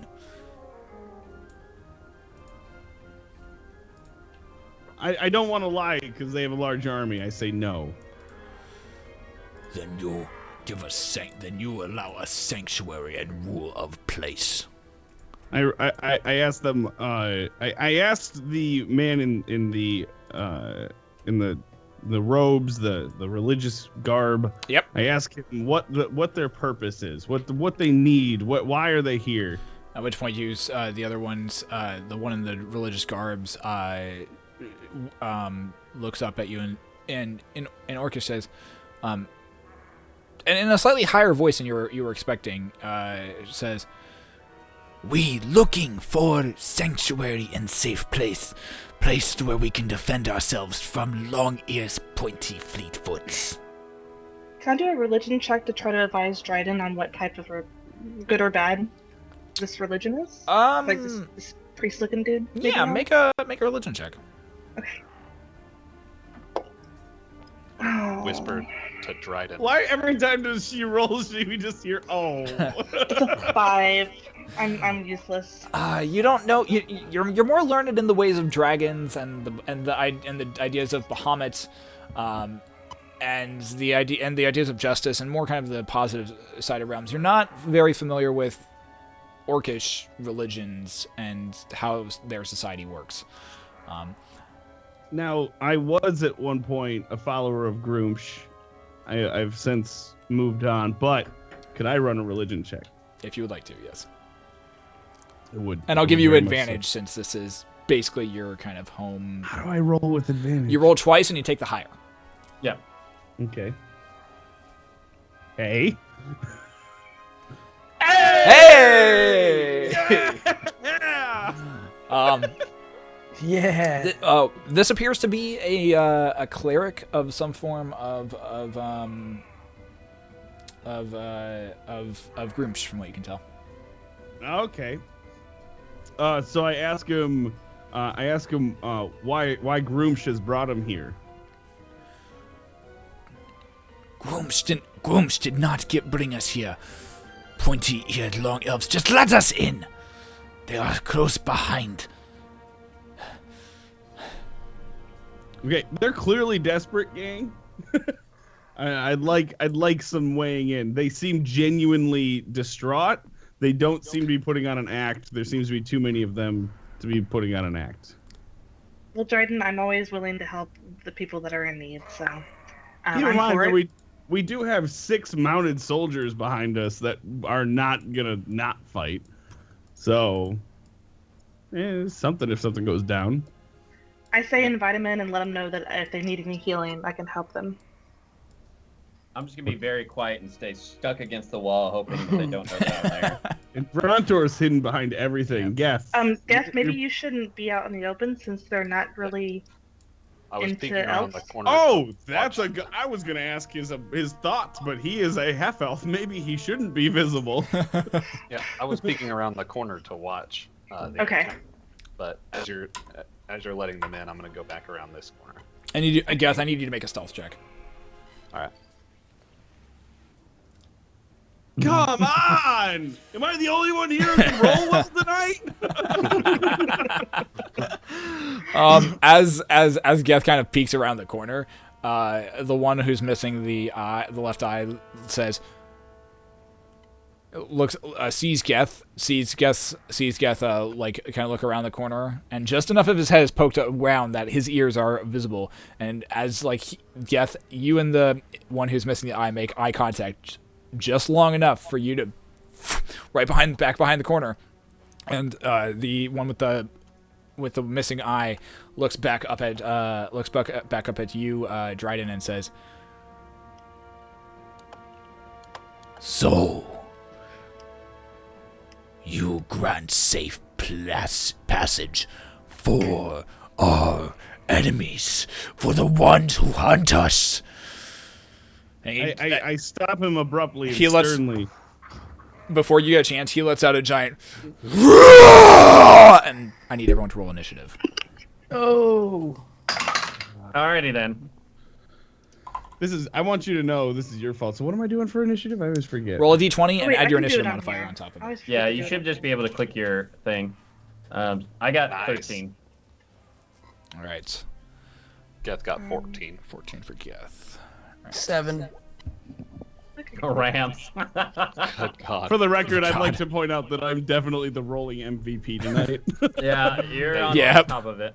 I call hacks. Call hacks. I'm using the same program everyone else is. It's a lie. Some people are actually using real dice. That's true. So the people who could be actually hacking.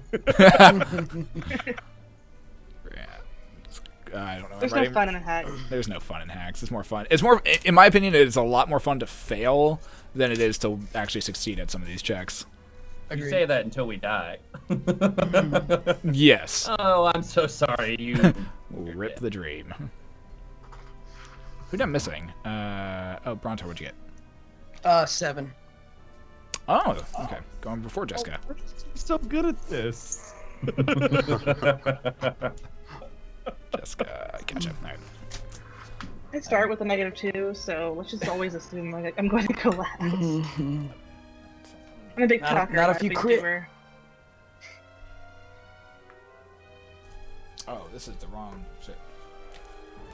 Wrong page. We've been doing the wrong story this whole time, guys. Right. I'm sorry, you Sorry, guys. that's the I'm other sorry. people. I'm sorry. You guys should actually be fighting a dragon right now. My bad. It's an advanced campaign. What are we doing? Take 2. It's like karma. Yeah, right. Karma takes. Wait, what? That's the other campaign. God, fuck that campaign. It's a lie. I actually really like that campaign. It's a lot of fun. All right. Oh, okay, cool. So there's that. We're That's. gonna fight. Yeah. So that brings us to Is there no going back from this fight? My God. so 12.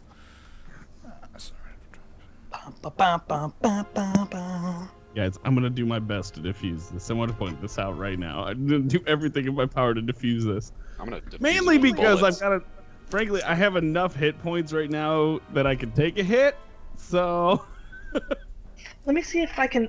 I think I could do something spooky. All right. Let me see. Whoopee. All right. So, as he lets out this giant bellow, Dryden, it's your go. What do you do?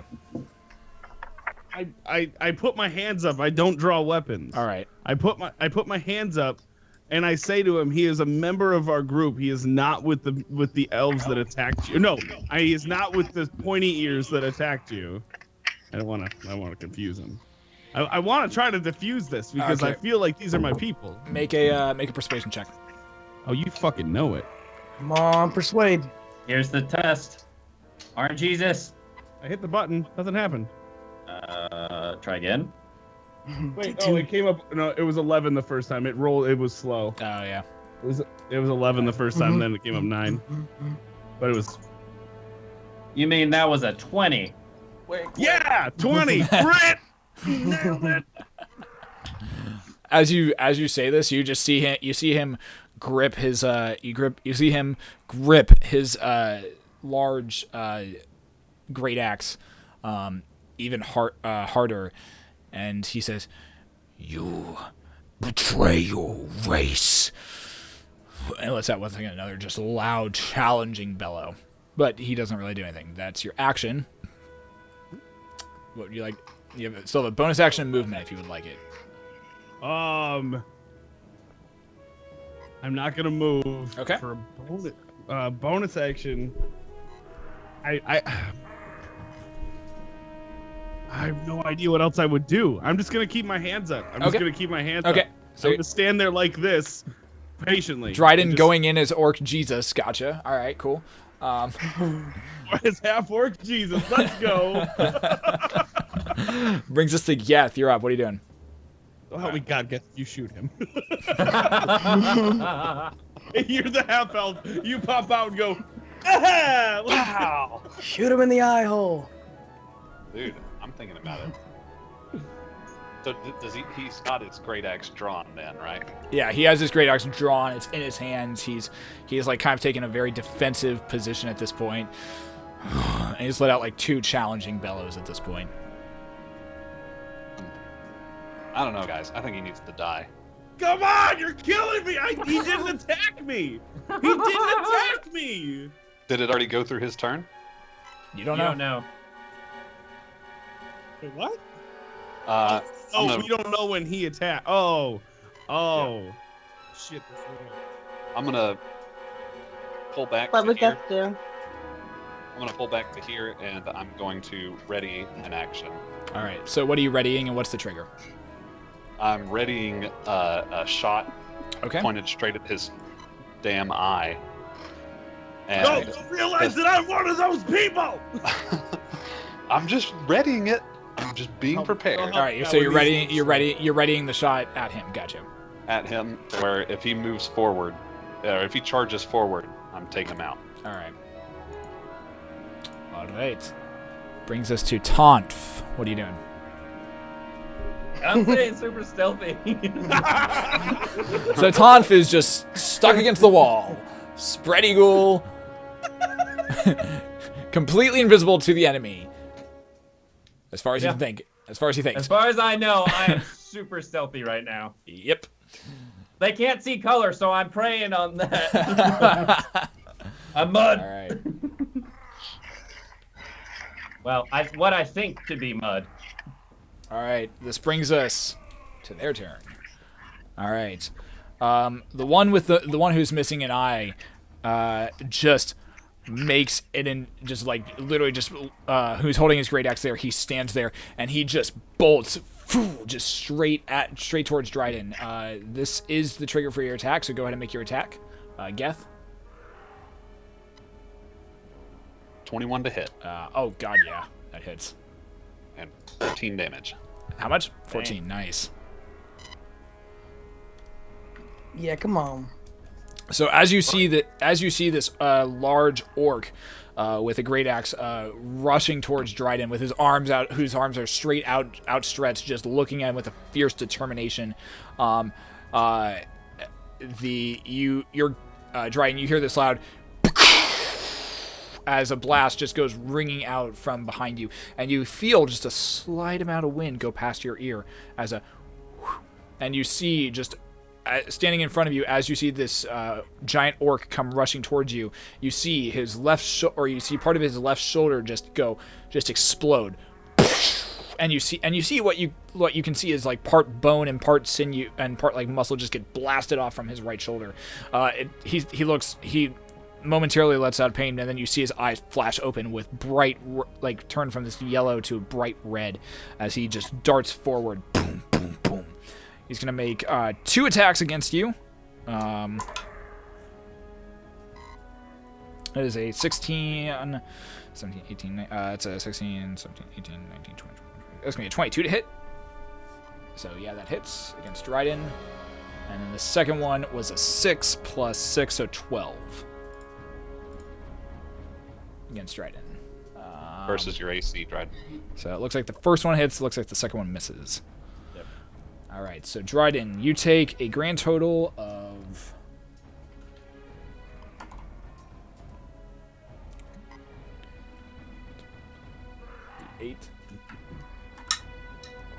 you take 11 points of slashing damage as the great axe just comes down and slams straight across your torso, opening a large wound straight across your chest. At this point, you see as he brings the axe up for a second attack to slam it in kind of the opposite direction. At this point, you manage to, as he goes to make his swing, you manage to just push straight back and just dodge out of the way as the great axe passes, but just an inch away from your chest. You stand there, pissed off, bleeding from the chest at this point. I'm fine, guys. The other guy... We tried.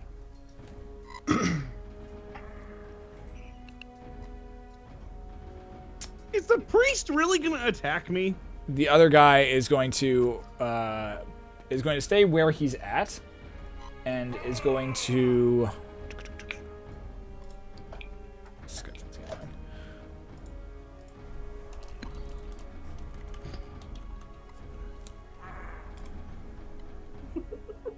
These random just guttural in the background. You got Chewbacca in the background. The other individual is going to point at the other individual who is wearing like these very long ceremonial robes is going to point at Jeska and is going to be muttering something under his breath. I need you to make a if you're doing. I need to make a wisdom saving throw, Jeska. That's with the D20 plus my wisdom, right? Yep. Yeah, you should just be able to roll your wisdom dice. This is what I get for trying to be Oh my diplomatic. god! Yay for rolls! It's a 1. No. How is that even like a thing? Oh my god. So Jeska, you hear the orc, and even though he's speaking in Orcish, you hear the word approach in what he's muttering. Until the end of your turn, you have to move towards the orc who's chanting the shortest distance and most direct route possible. You have to make that your action. You have to like move in the direction of him during your turn. That's my movement then, right? That'll be your movement, yes. Okay. All right. This brings us to Brontor. All right. Still save this, guys. Don't let me down! I move up to here. Can I move up in here? Where are you moving to? Like right around where Dryden is. Yeah, you can move there. I'm gonna take a swing at the guy that's attacking him? You'd have to probably move so you were also adjacent with him. You'd have to, because you're currently like right Like behind. here? Yeah. I'd say probably kind of more there. That's where you'd have Here? to move to. Yeah. Hold the front line. Yep. I'm Don't gonna let take a them swing touch at me. him. Go for it.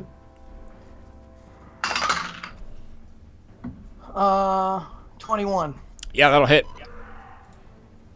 So 1d8 plus 2 plus a d4 with my crimson right. Go for it. Oh, I'm sorry. It's two-handed, right? It's two-handed. I'm using two hands, so I can use a d10, right? Yeah. Nice.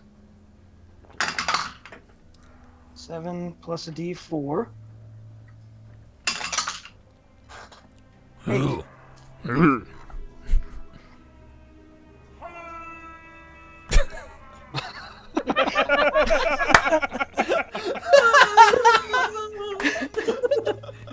You still hear the one orc who's getting trailed away down the river. You just hear this random. No. They can't swim, guys. They're having a hard time swimming. That's all you hear in the background. All right, how much damage you do, Cody? I think that was 8 total. 8 total. All right, nice, Oh, I'm sorry. 10 total. Because 10. I didn't add my 2 bludgeoning. nice.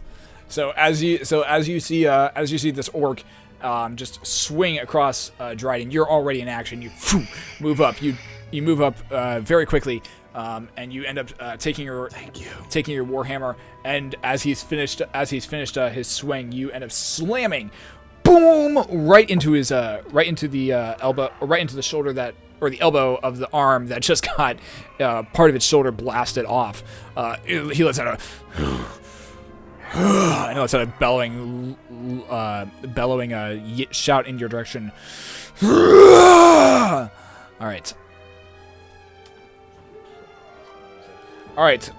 This brings up. All right, is that all you're doing? I got a question. Can I see that this cleric? I'm not gonna do anything with like move or anything. Just can I see the cleric kind of gesturing towards Jeska? Can I see that happen when I'm back there? Yeah, you can. Yeah, it's not really hard to see. Yeah, and you hear him muttering. But under your breath. I got an idea of what's going on there. You have some semblance of an idea. Yeah. All right. You I'm just assume gonna hang out something there, spelly is happening right now. Okay. All I right. think that's all I'm gonna do. Brings us to Jeska. I'm torn. Oh my You god. have to walk in the direction of him at this point. I was gonna Yeah. say, I think you're walking, not torn. No, so. Okay. So you have to So spend Jessica's torn. your movement getting as close Yeah. to him as you can. I just moved. You have to get within Do I need 5. to move closer? You have to be able to. You have to move up to about 5 feet. If you have to spend your entire movement, if you can, trying to get 5 feet with as close to him as you Okay. can. So now you are right up on him. There you go. But I mean, hey, Jessica's trying to get some, so. I was gonna say, make them babies. Does he make them eggs? I'm gonna do one last attempt to turn this around. I'm going to channel divinity, Okay. preserve life. Okay. I want to heal. No. Don't you do it. Do what you gotta do. Do what you gotta do. Do what Jessica would do. Do what Jessica would do. Do what That's Jessica what Jessica do. would do. So I know Dryden's intention to calm this. I know that the misperception is just because of a half elf, not even a full elf, a half elf. I think that we could kind You're of- not a full elf yet. You're not. You're not. I already blew the So- dude's damn All right. shoulder off. All right, Jessica, what are you two doing? parts. I'm gonna channel divinity. I'm gonna heal, and let me choose people in here in a second. But I'm also gonna thaumaturgy, but as my bonus action. Do I Okay. have to roll my heals first and then bonus Start with the heal stuff. Start with what you're Okay. healing, because that's gonna be your action, and you can use thaumaturgy and do what you want to do for your bonus action. So let's see. So my holy symbol is actually my quarterstaff, which I have out. Yep. My quarterstaff of Bahamut. And so I will evoke the healing energy. To heal hit points equal to 5 times my cleric level, which would be 10 because I have 2. Total of 10. And I can choose any creatures within 30 feet to divide those hit points. All right, who are you healing? It will be.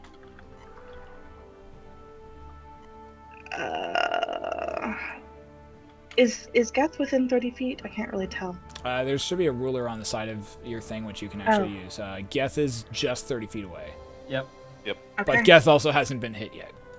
No, I'm Wait, who got There's hit only then? one person who's been hit so far. So far, Yeah, Dryden's there's the only only one who's been person. yeah. Dryden got munched a little bit.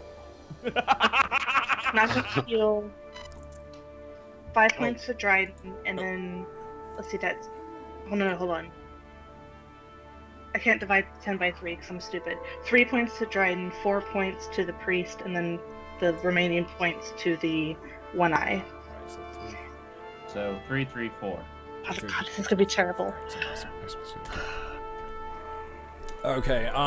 So as you're standing there in front of the priest, who's still muttering under his breath, you grasp your quarterstaff, you slam it into the ground. This shockwave of gold and platinum energy just explodes from where you slammed it into the ground. It goes through the individual who just got his shoulder blown off, and you see, Dryden, you see his shoulder start to reform itself. Dryden, you feel better at that point. You feel some of your wounds, some of that slashing wound that you just took, just kind of start to cover up a little bit. And it seems to have no effect on the priest in front of you, though. Okay, I thought you guys didn't know it. I don't know why. So I'm going to use my bonus action to thaumaturgy. All right. And I forgot what I said earlier. I'm just going to repeat the same orc phrase that I said earlier. Which was, priest, turn around, come back. Priest, Yep. turn around, come back. That's what she said. That's all I know. That's all I know. So you shout, priest, turn around, come back.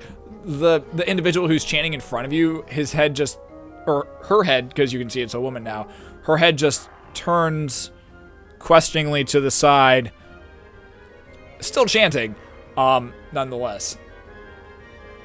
This brings it. All right, so this brings. No effect. No effect. She's still chanting. That's all you can tell at this point. All right, it was worth a shot. Right.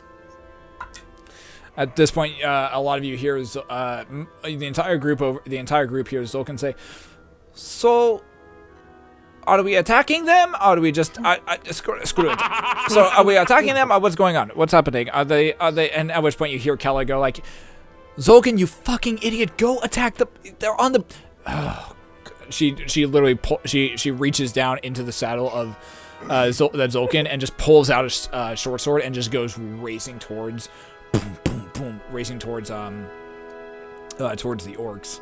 At this point, she gets up to about where Tonph is at, and that's about all she can do.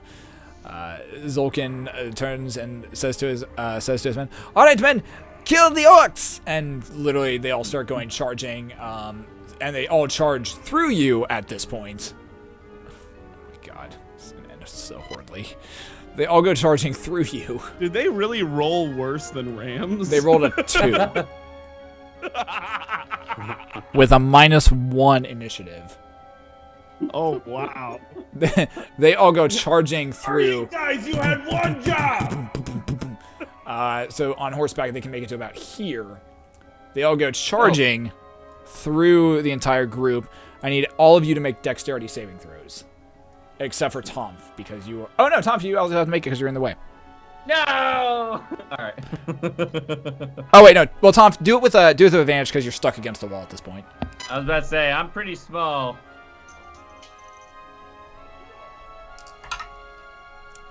All right. 21. Geth got a 20. Nice. All right, so here's what happens.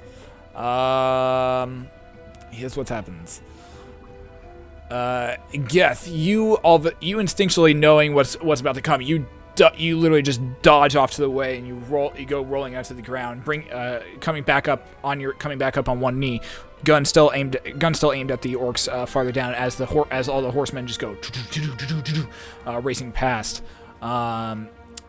Dryden, you at this point still trying to now come to grips with the fact that you've just been attacked, healed, and all of a sudden, wait, what's that trembling sound? You look behind you and oh my god, there's horses coming at you.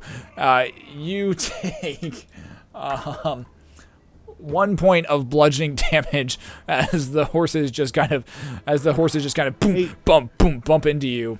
Hey, Jeska, thanks again for healing that one priestess who wasn't even injured. Really appreciate that. Kaboom, kaboom. Tonph, you're fine. Jeska, what'd you roll? What'd you roll for your dexterity save? There we go.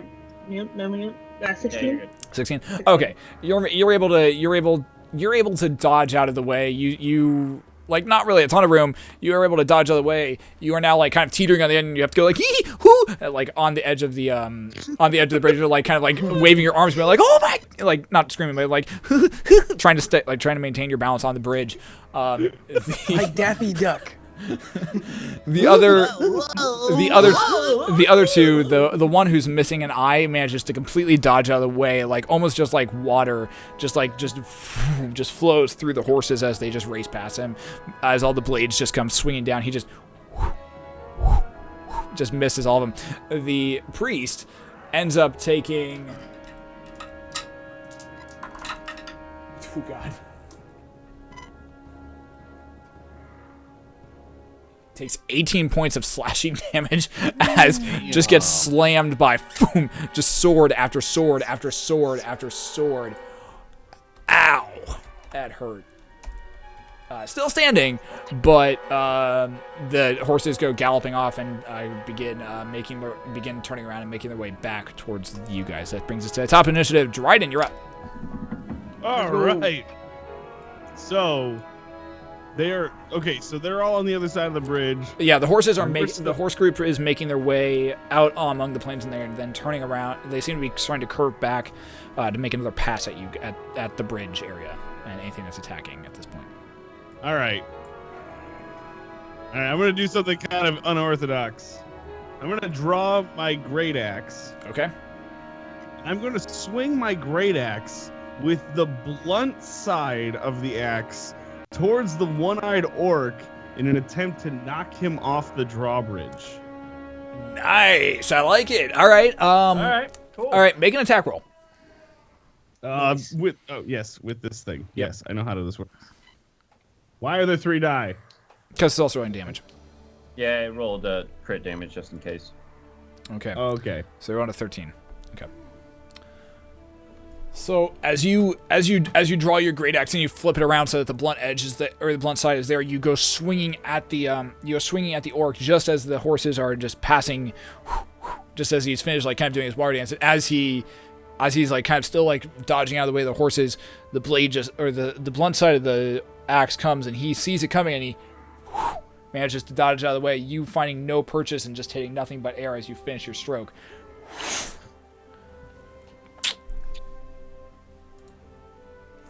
It's a good try. Good try. It was an effort. Valiant. Do anything else? That was your bonus action. I'm gonna use my turn to move as far as I can out of the way of these horses. Yeah, okay, so you're backing up. I don't have an option. I'm not gonna just stand here and get. I only got hit for 1, but it could be more next time. So.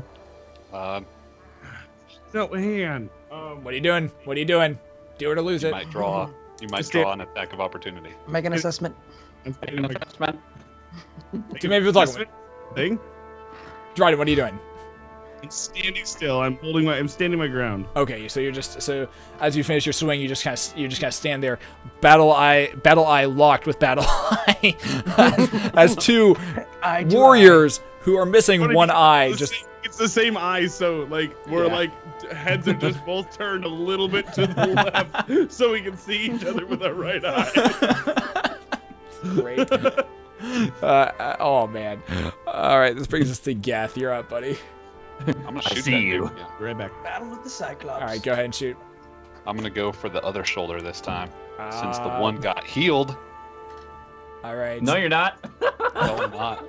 No, you're not. That's a big old misfire. That's a big misfire.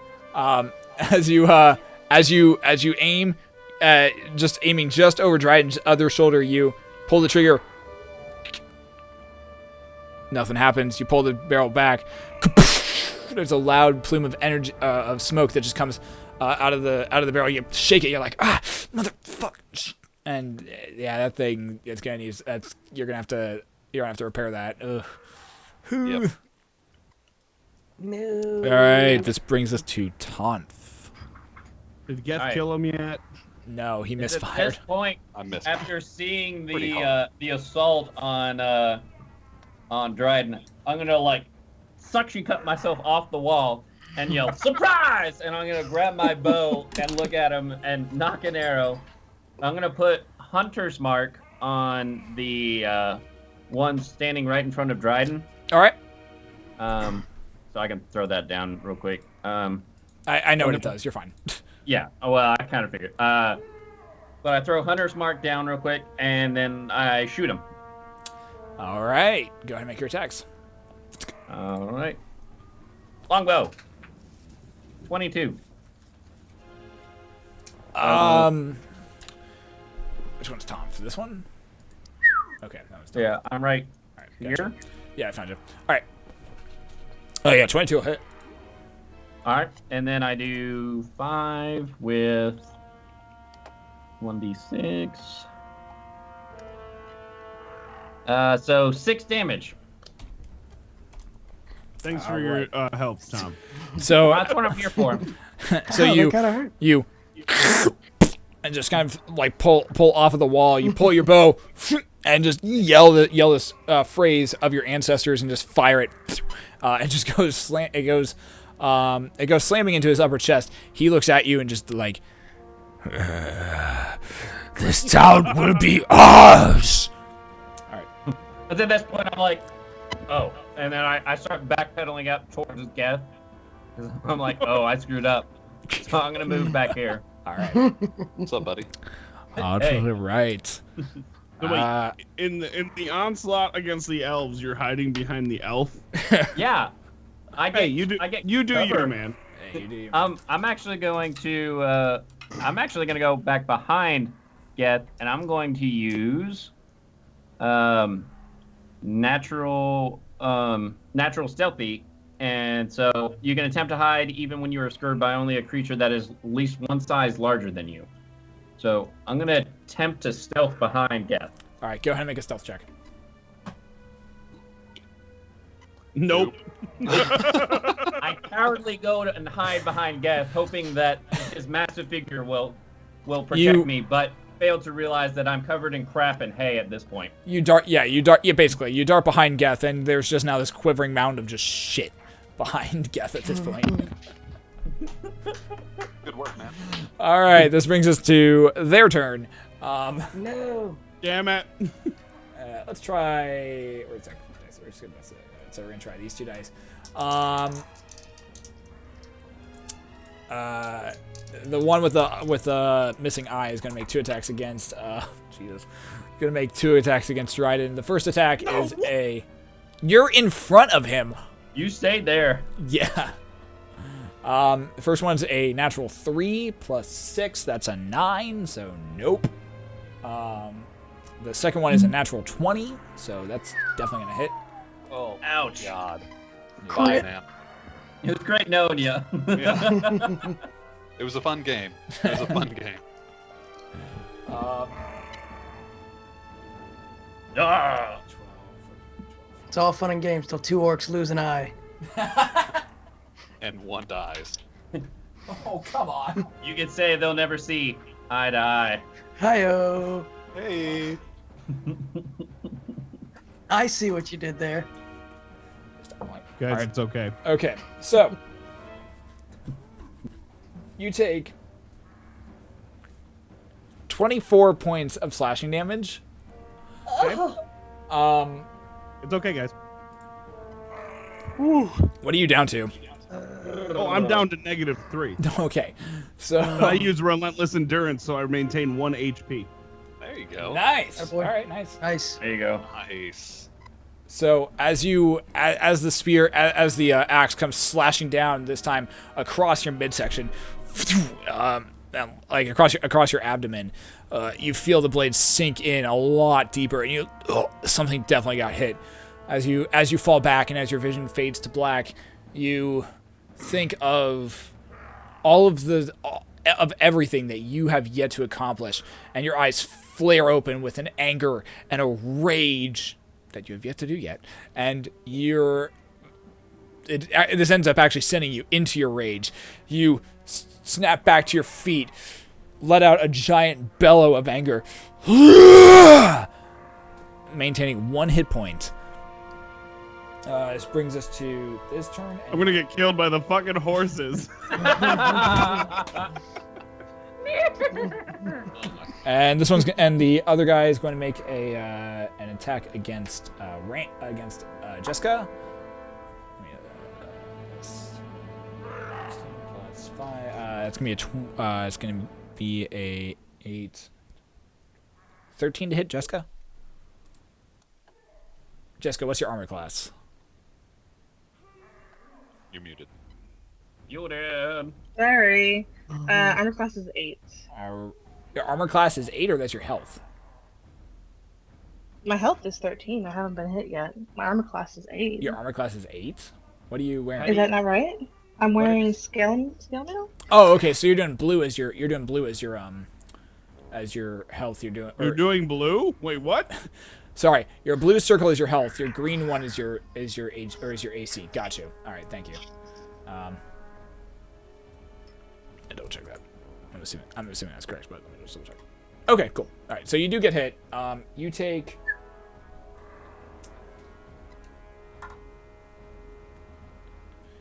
You take 7 points of piercing damage as the individual who's chanting in front of you takes a spear off of its back and just pushes it lunges towards you with it. It goes embeds itself into your upper shoulder.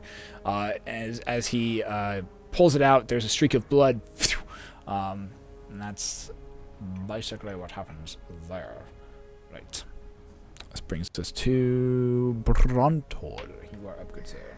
I'm gonna hit the guy that's in front of Dryden. Go for it. Oh, try to. Can I ever make suggestions or just let people do their thing? Gotta let people do their thing. Oh, come on! I know how to save me. I rolled a 12. That'll miss, unfortunately.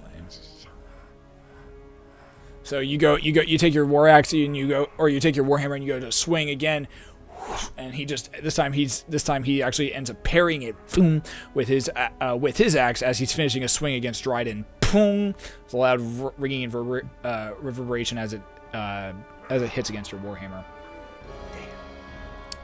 Jeska, you're up. You are no longer under the control of the individual in front of you. Okay. I'm going to cast Cure Wounds on Dryden. All right.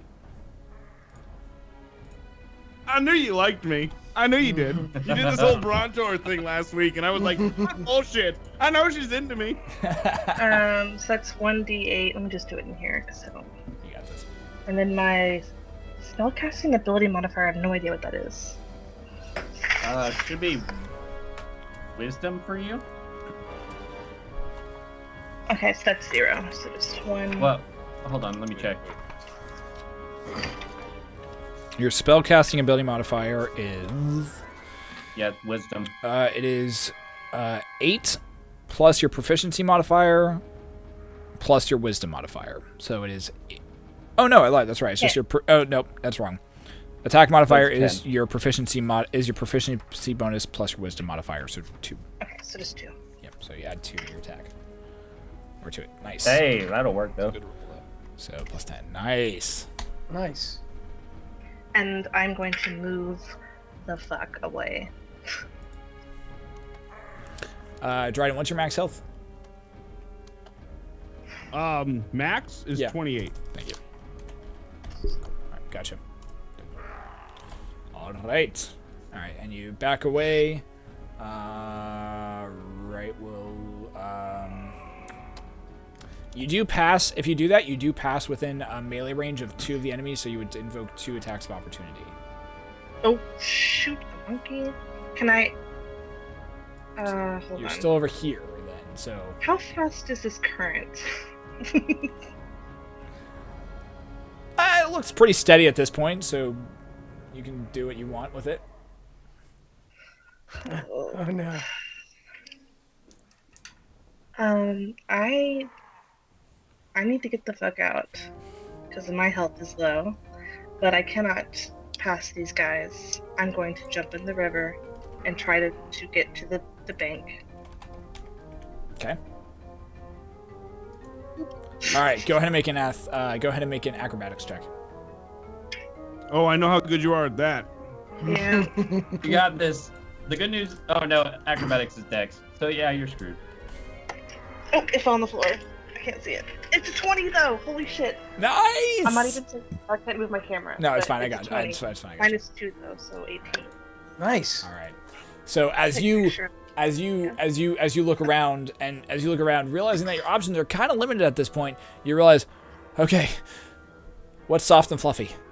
Water. That works. And you literally just kind of jump off the edge, like full blown like style wings and like arms outstretched, ready just to fall into your fall in onto it.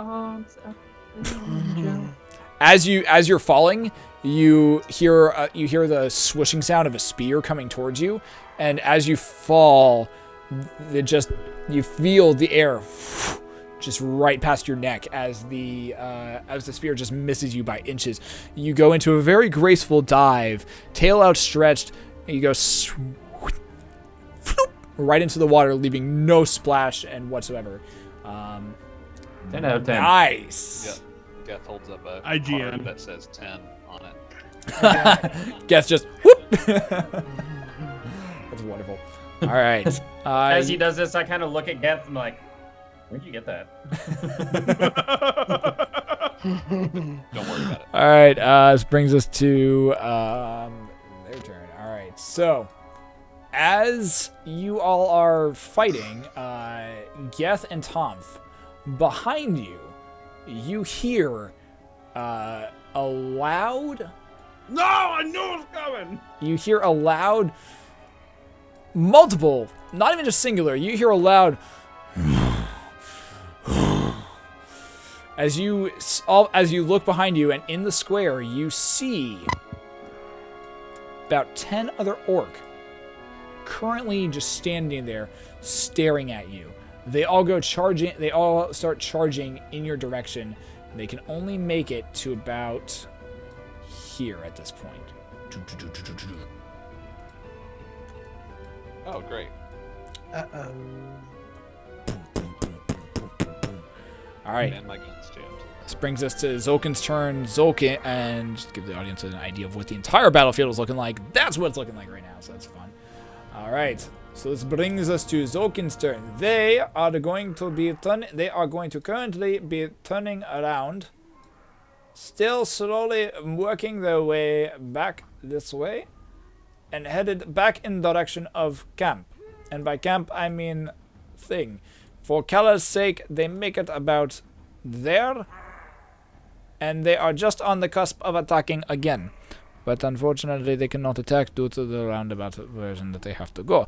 Brings us top around. This brings us to Dryden. Dryden, what do you do?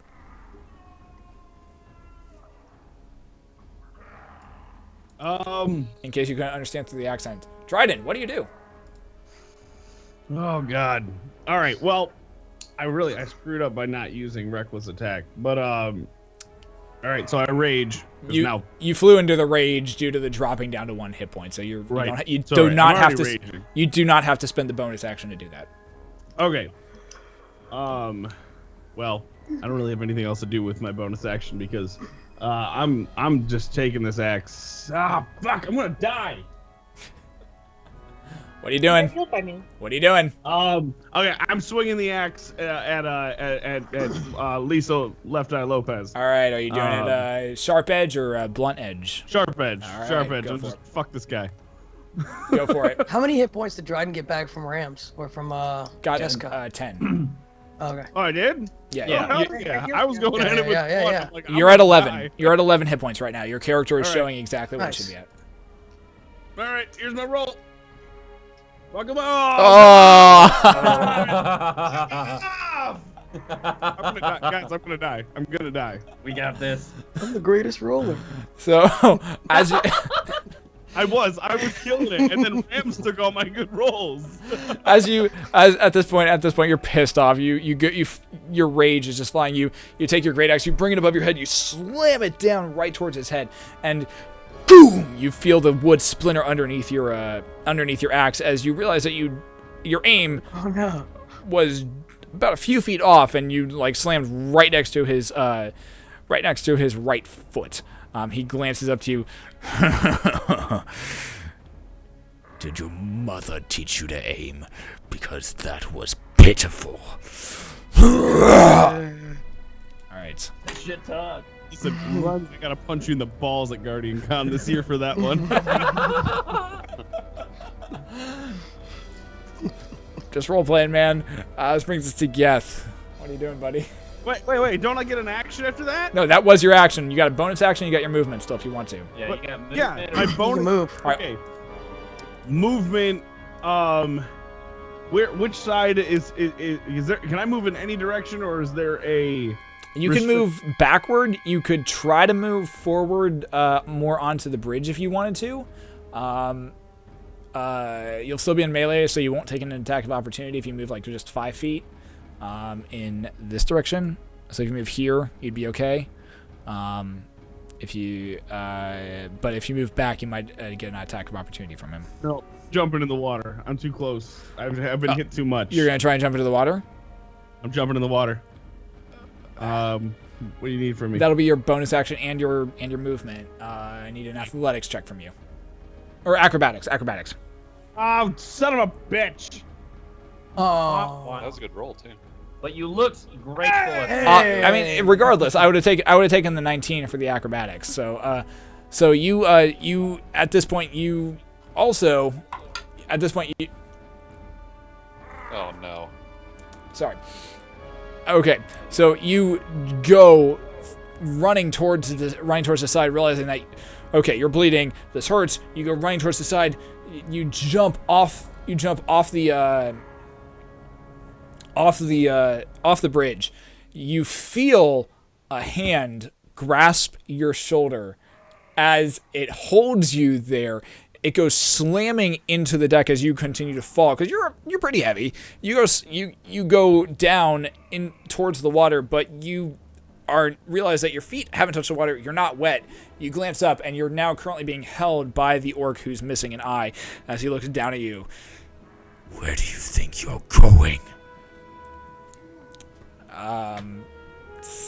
That's where we're gonna leave that at this point. All right, this brings us to Geth. What are you doing? I'm gonna move inside the tower. All and right. I'm gonna clear the pistol. All right, clearing the pistol. All right, go ahead and make your. There's a check that you got to make for that. Let me. I think it's your dexterity plus your proficiency. It's a D20 plus your dexterity and your proficiency, and you got to beat something. See, a DC of My guess is a 10. I don't 10 know. plus the firearms misfire score, which is 1. So I've got to get above an 11. You got to get above 11. Go ahead and roll that in Come on. D20 if you'd be so kind. Clear it. Do it. It was dexterity, right? Dexterity, and you also add your proficiency modifier. And proficiency, yeah. Oh yeah, Yeah. you clear the shit out of that. Woo-hoo. You duck in, you just frantically just try and get clear. You bend the metal back into shape. Seems like it's going to be functional. You're okay. Sweet. That's it. All right. Tonph, what are you doing? I'm gonna shoot him again. Just Nice. Where? I'm gonna move forward a little bit though, seeing the massive.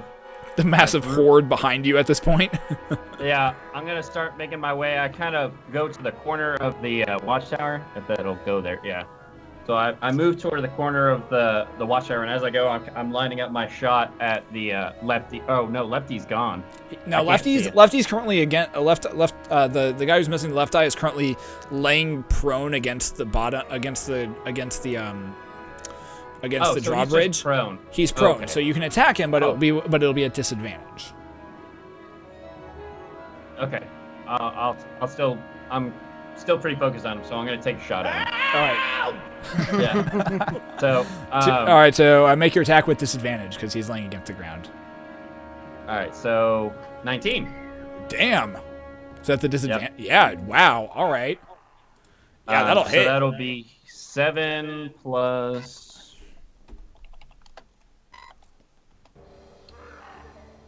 One. So 7 or 8. I'm not getting my underscoring. 8, you said? Yep, 8 damage. Nice. That's in hopes of kind of like jostling him as he's clutching. As I saw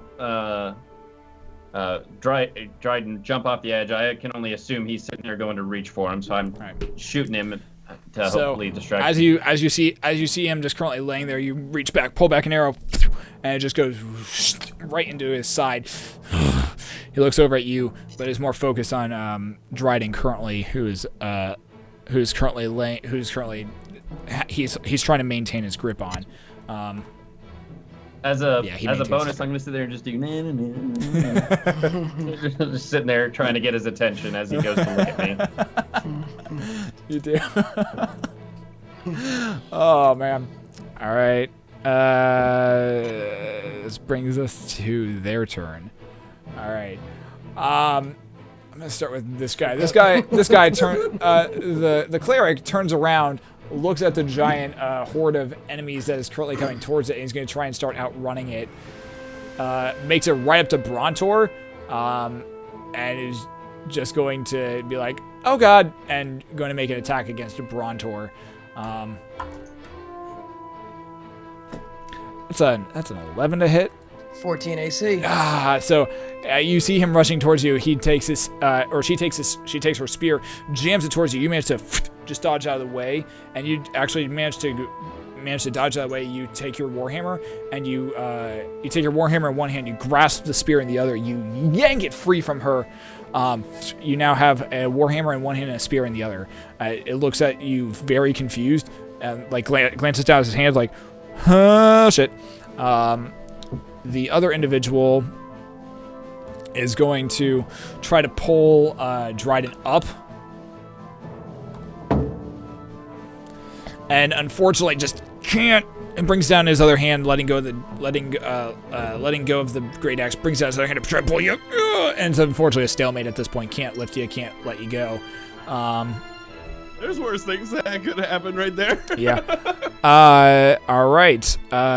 Brontor, it's your turn. You have a warhammer in one hand, you have a spear in the other hand. What are you doing? I'm gonna take the spear and kind of chuck it behind us towards right over here next to Tonph. Because I gotta concentrate on having two hands on my warhammer. So you take the spear, you just basically chuck it over your shoulder without even looking. Tonph, as you're standing there, just finishing off your shot, there's this as a spear just embeds itself about 2 inches, about 2 feet away from you. Actually, you look over at it, look back over at Brontor, and just continue doing your Yeah. All right, now I'm going to try to sweep the guy in front of me's legs so he falls into the water. All right, go for it. 13 plus 4, 17. That'll hit. Nice. And since I have 2 hands on it, I get to use a D10. 5 plus 2, 7 plus another 4, 11. Nice. So as you take your hammer, you with both hands, you sweep it towards the legs, and without really anything to defend against, it tries to jump. The individual tries to jump out of the way, but it telegraphs it way too easy. You see it coming, and you end up adjusting your swing. Boom! It knocks it just enough out of the air that it goes slamming into the bridge, taking an additional 5 points of bludgeoning damage as it slams into the bridge. It doesn't go into the water, but it's looking hurt. Yes. I guess now I can move, right? Yeah, you got your movement. Since he's prone, I can move back a little bit. Definitely prone, yeah. Or she's definitely prone, yeah. I'm gonna move. Can I get in here? Still have line of sight? Yeah. Yeah. Okay. That's where I'm gonna move to. All right. Jeska, you're up. You have currently moved underneath the drawbridge and are currently here at this point. As you are passing under, the drawbridge, you look up, still kind of flailing about. Your robe's kind of weighing you down, but you manage to look up and you see what appears to be one full orc and one half orc currently like struggling. One that looks like it is currently like half midair, like its feet bare, like maybe within arm's reach of you. The other orc is currently just laying on the bridge, currently trying to pull it back up. What do you do? You're muted. I'm going to unmute. I'm gonna.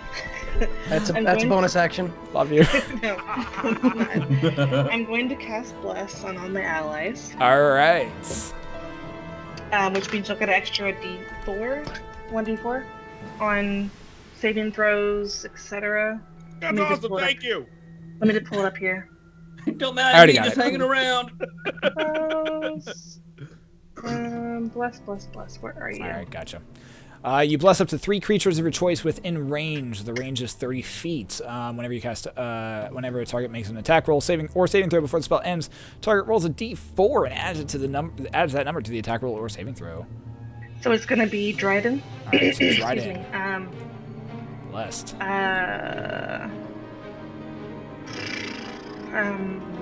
can't really see Geth, so it's gonna have to be Tonph and Brontor. It's gonna be Tonph and Brontor. All right. Sorry, Geth. That's all right. And so for my bonus action, though, I'm gonna do Thaumaturgy, but this time I'm gonna make the ground shake. And Okay, you're currently in the water. Can I not make the ground shake above me? No. It's more of like kind of a thing. Let's look. Let's see what you can do. How far is the drawbridge from the water? I was gonna ask. Well, It's about 10, 15 feet. Yeah. Whoa. She's 6.5.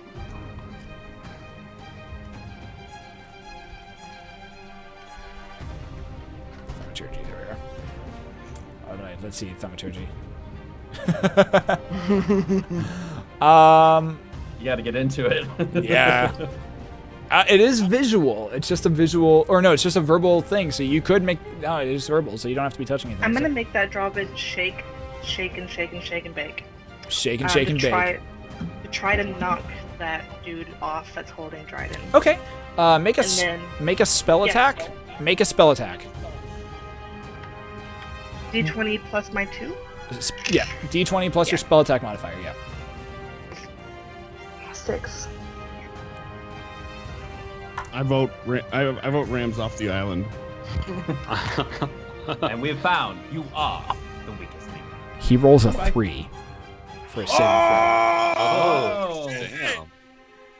So, Rams, as you are, sorry, not Rams, Jeska, as you are passing underneath, Dryden and the other orc, you, in between trying to maintain yourself above the water, you manage to splutter out the incantation for Thaumaturgy, and you feel the magic energy drained from you, but Dryden and the rest of you feel the ground begin to, as you see the drawbridge do this giant wave, literally defying pretty much the laws of anything physical in this material plane. It does this kind of wave. Both Dryden and the Orc Chief go falling down to the water, literally right above Jeska, just as Jeska has just passed directly underneath them, both taking 4 points of fall damage. As you both slamming into the water. Dryden, you feel their arm release you as you find the surface of the water, take a breath, and that's where we'll leave that. I need to action. Sorry, movements. Your Can I movement. try to make... You're currently in the water, so I need you to make a strength check in order to. I just want to move towards somewhere I can get down. So. Yeah, make a strength check. Okay. That would be 6, 7, 8. 8. You start kicking, you start moving, you use your tail kind of as a bit of a rudder, and you make it about you make it to the shoreline. It's very steep, but you do manage to stop yourself, and you manage to on the Nightstone side of it. You do manage to actually stop yourself and get back onto solid footing. You're on the ground. You kind of pull yourself out of the water, coughing, but you're okay. Just as Dryden and the other orc individual just go right past you. All right. Anything else? I think I've used everything. All right. I'm good. I see you guys are there by now.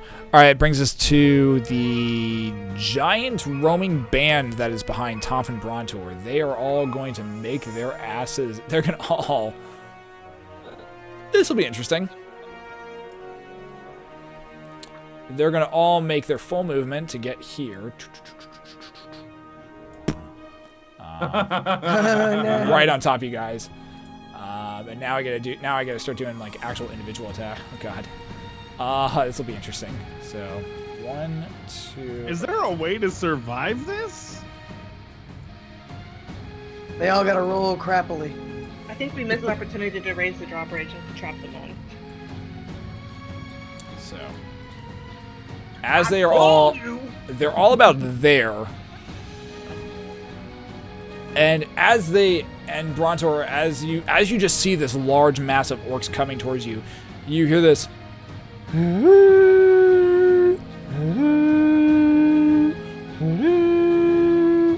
come from beyond the walls. And as the axe glints in the sunlight, you hear that sound is just enough to make them pause. As you glance off to your side, you see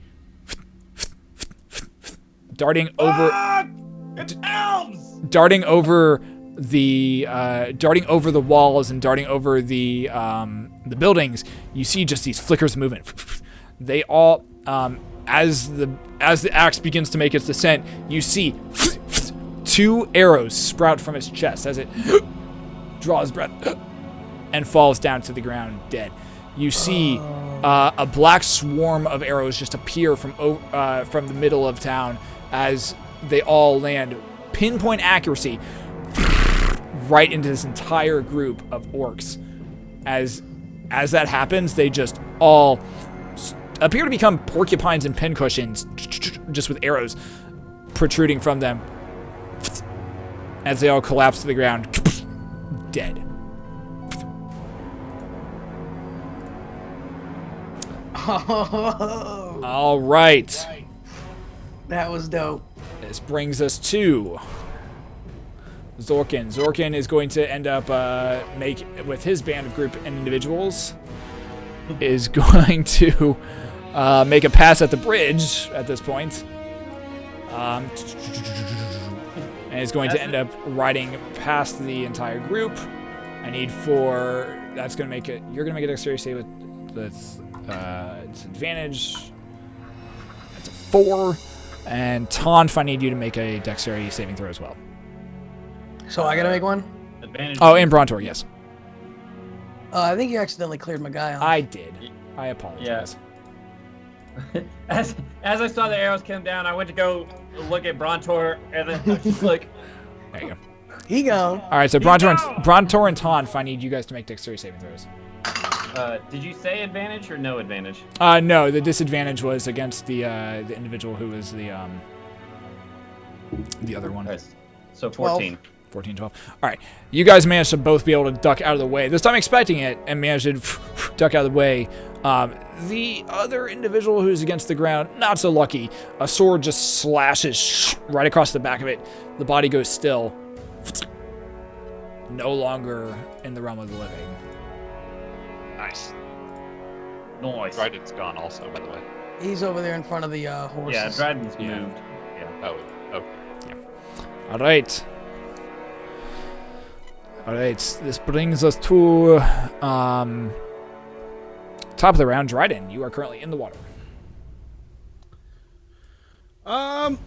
So I'm in the water, and so Lisa Left Eye is still with me in the water. You currently are disentangled at this point, so you have free range of motion at this point. But as you glance around, you can see the splashing and spluttering of what you assume is, in your words, Lisa Left Eye. Question real quick.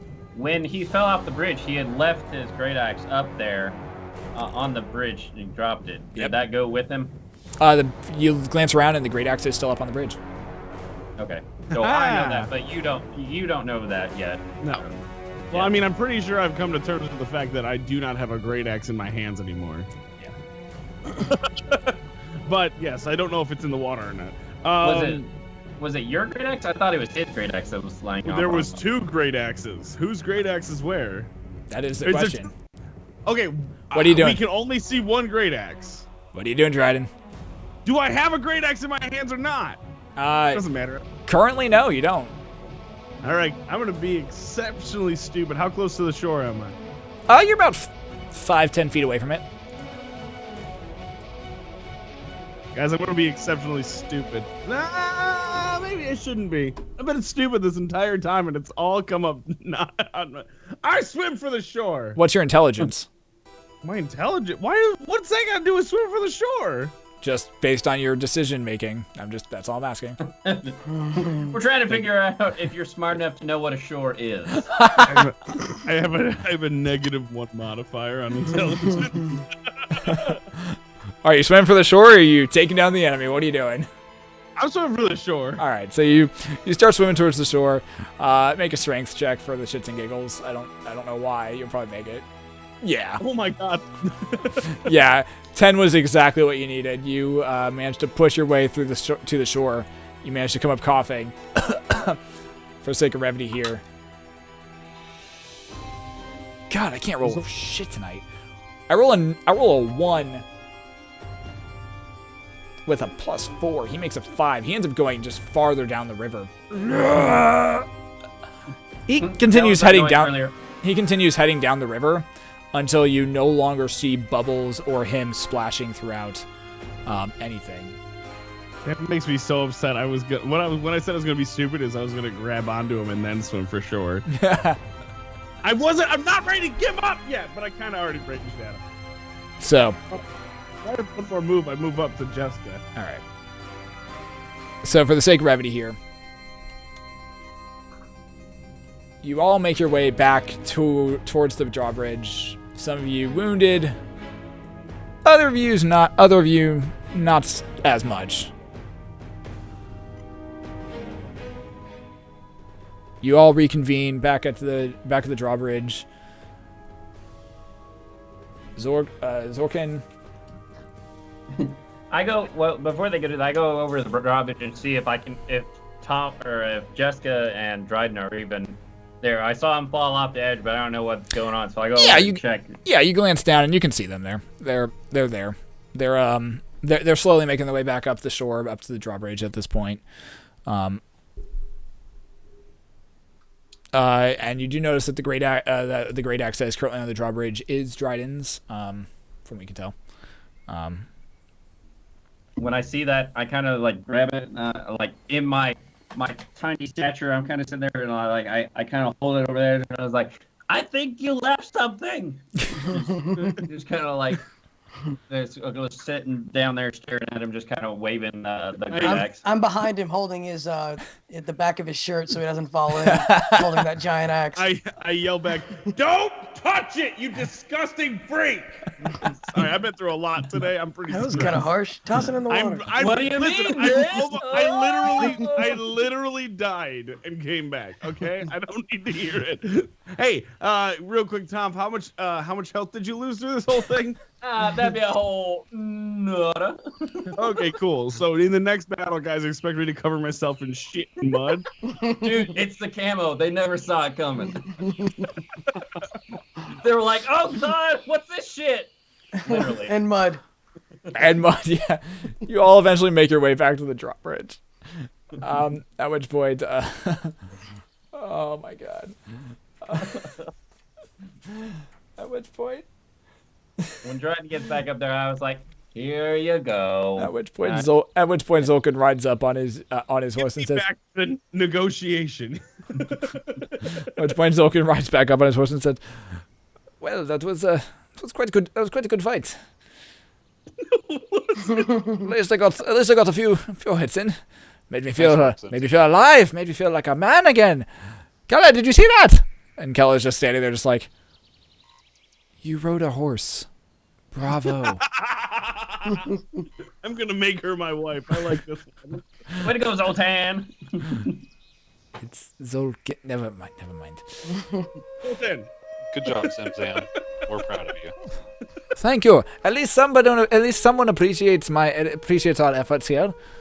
Kella just kind of rolls her eyes and just walks back away at this point. So Ed mutters under his breath and says, what do you mutter? that was sarcasm. He doesn't hear it. He just kind of lets it.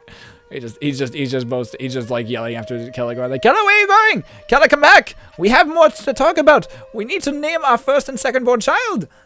And he's just shouting like obscene things like this as Kella's just walking away at this point.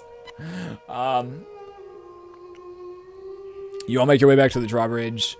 Some of you wounded. Other of you not as much.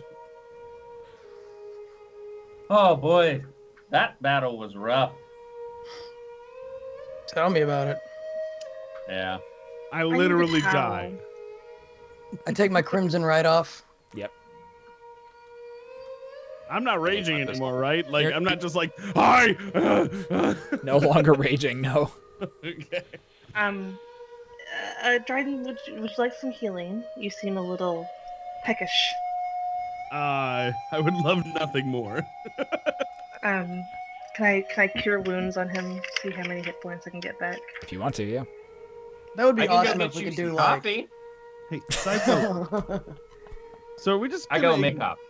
Okay, go make coffee. What about these When- elves that just killed everybody? Are we As- just gonna like pretend? As you're saying this, you glance around and you do see a good about 10 elves, who are currently 5 of which are up on the buildings, and another 5 are currently down examining the bodies of the orcs, retrieving the arrows.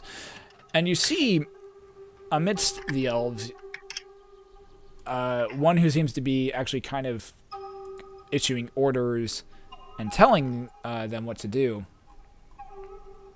A female, black hair, brown cloak over her shoulders, and semi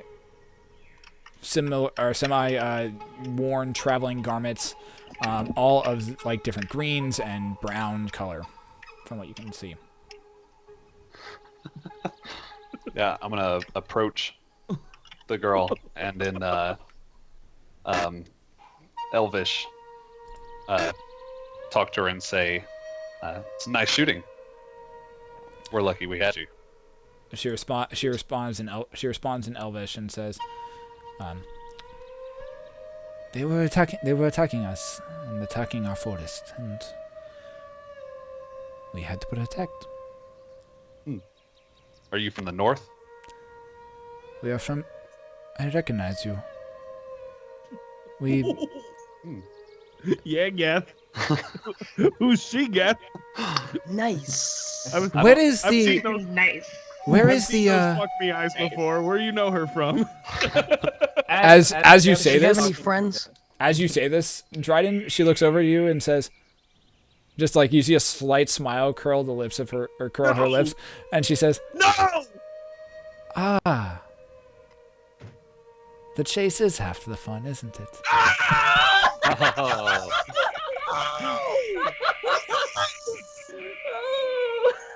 Oh, And indeed, standing in front of you is the same elven woman who you met back in Waterdeep. As Geth is talking to this person, I come up with a coffee and I kind of nudge him. I'm like, coffee?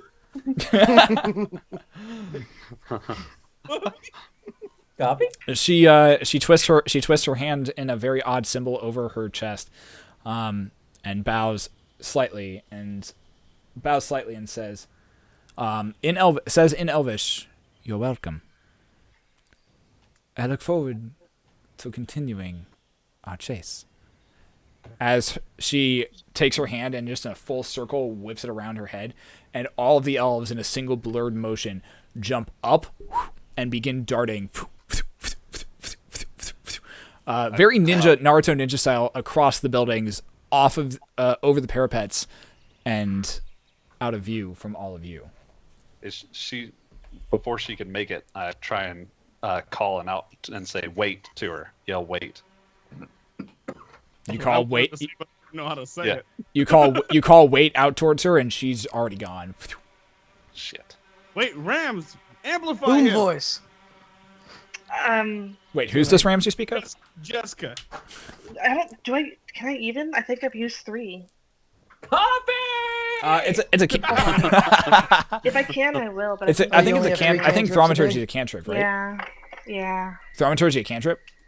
Yep. Oh, you can use it as many times as you want. Yeah, I thought Okay. you can know 3 cantrips. But you can them all day use long. cantrips as many times as you want. Okay. Then yeah, I'll try to amplify his voice. You do. The Elvish word for wait goes out. Wait So can I try 4, to 5 minutes. Nothing based on happens. what they were wearing and what they were doing, figure out who they're associated with? The orcs or the elves? The elves. I don't care about the orcs. They're dead. Wow, fuck you too, Jeska. She didn't bless you. Sure, thank you. Make a general intelligence check for this. Okay.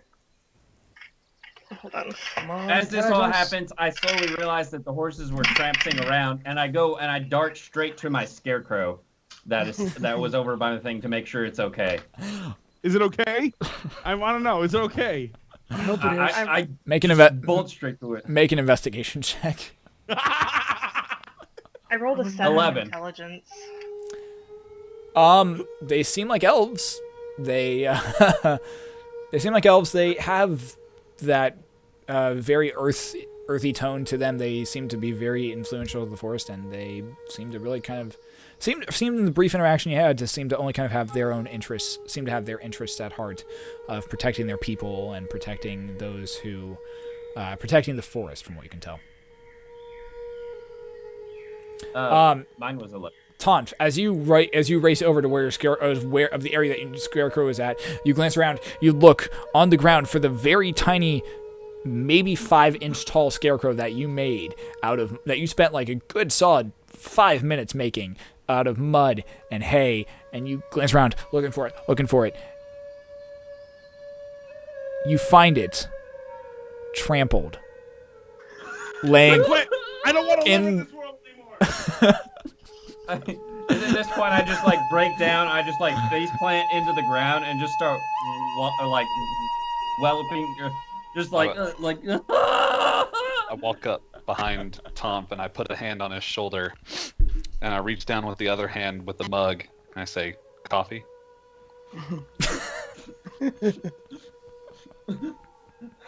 as the coffee mug gets I extended. towards run you. to Tom. I embrace him. Nobody really cared about the scarecrow but him. Shut but, like, up! Nobody cares about you. I'm not saying this out loud. I'm just thinking like I didn't really care about it. I'm just sad that he was so passionate about the scarecrow. So a little tear comes out of my eye too. So as Geth is offering you coffee, and all of a sudden you hear this boom, boom, boom, boom behind you as you look and see a half-orc individual running towards you, arms wide open, yelling, "Tonph!" It's at this point you see me slowly just start to like just scoop some mud together, and I slowly make a tombstone, and I just kind of sit there and I take a little twig and I just write "RIP" right on the little mud mound, and I was like, "You had a short life, but it was a good one." It's an adorable little tombstone. You still have that coffee? I could use some right now. Did you just describe a tombstone as adorable? He Yes. sure did. Yes, I did. I gotta get you someone to talk to. Death is so cute.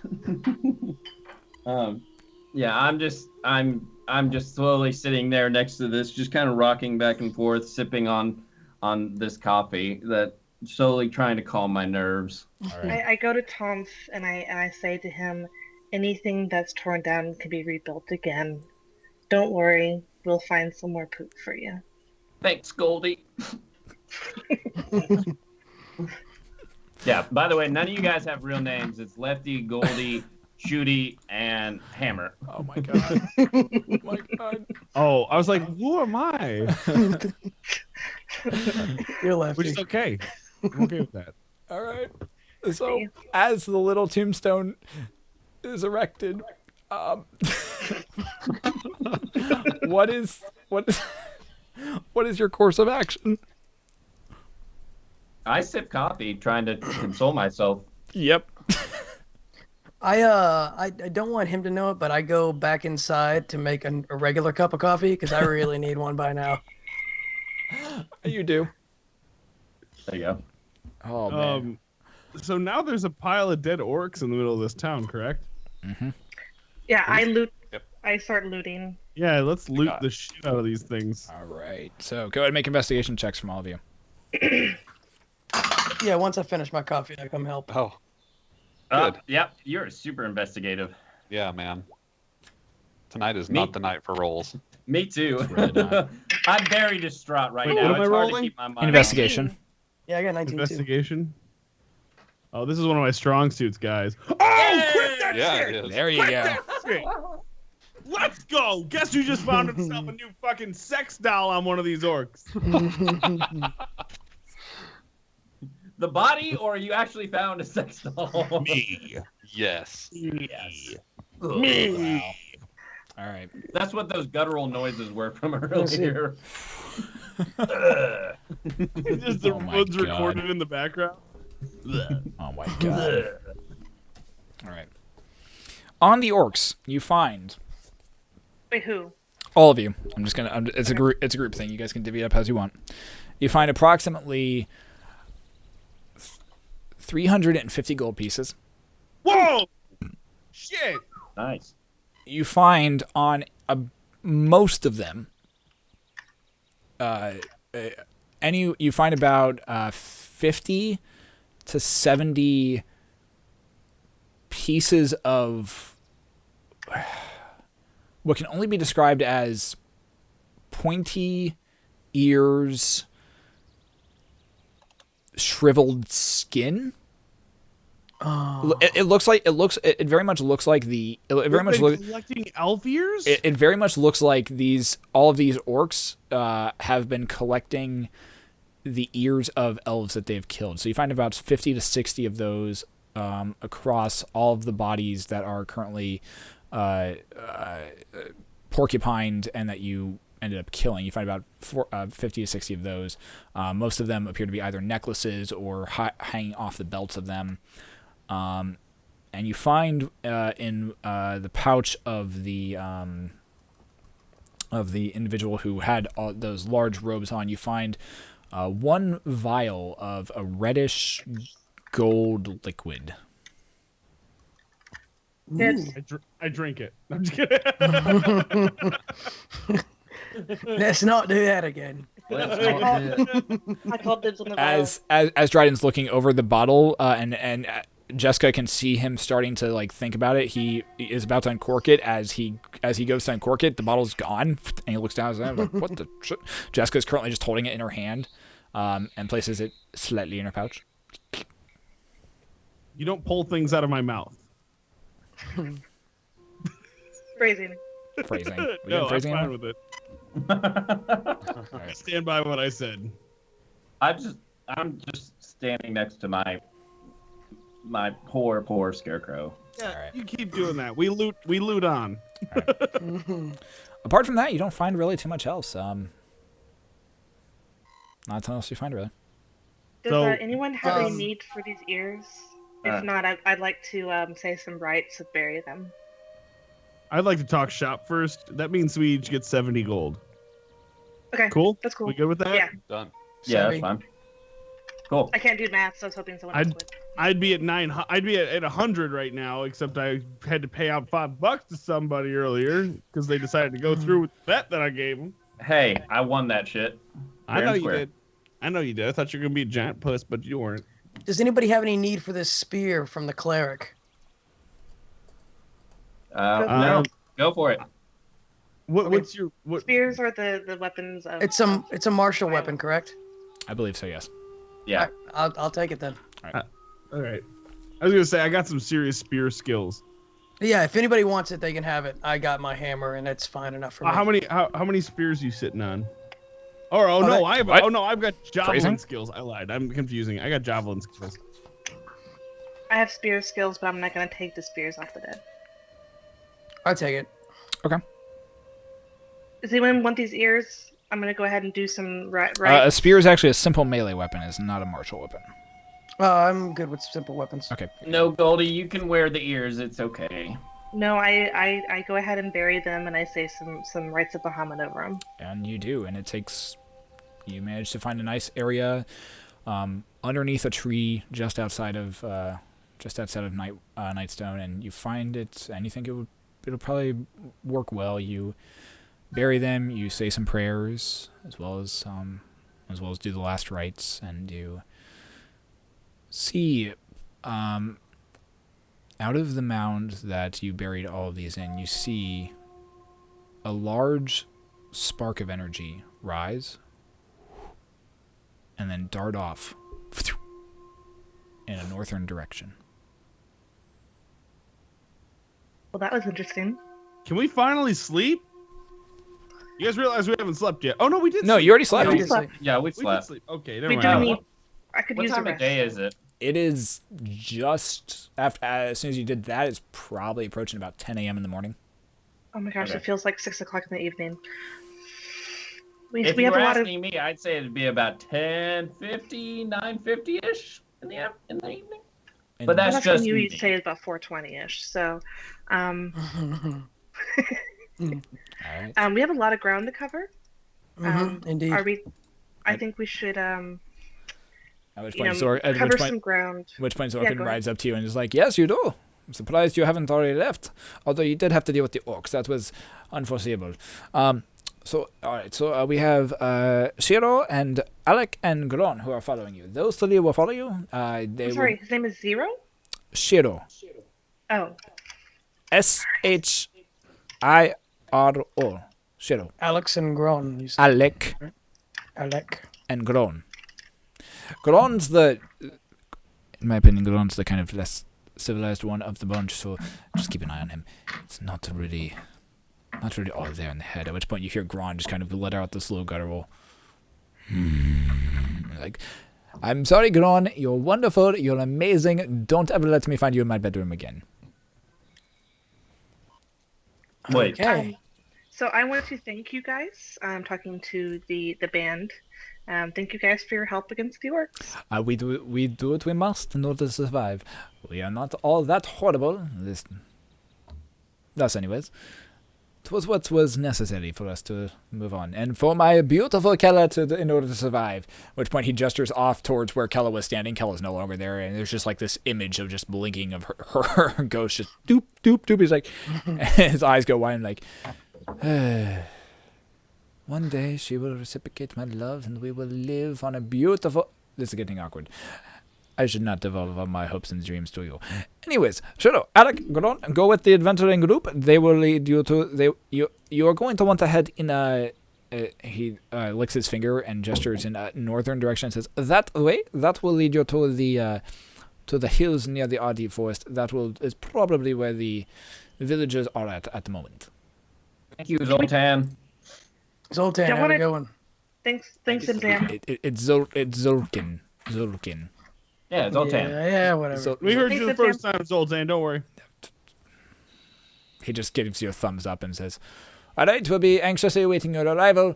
Return when you have the villagers. All right, Alright. we start heading off.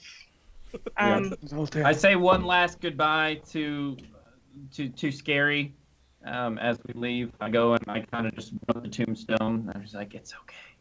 It's okay. I don't know about you guys, but I could use a short rest. A few tears fall down off your cheeks and hit the tombstone. Very grimy, dirty tears. Very, very Mind you. grimy, dirty tears. And you swear you hear a voice say, it's okay. I forgive you.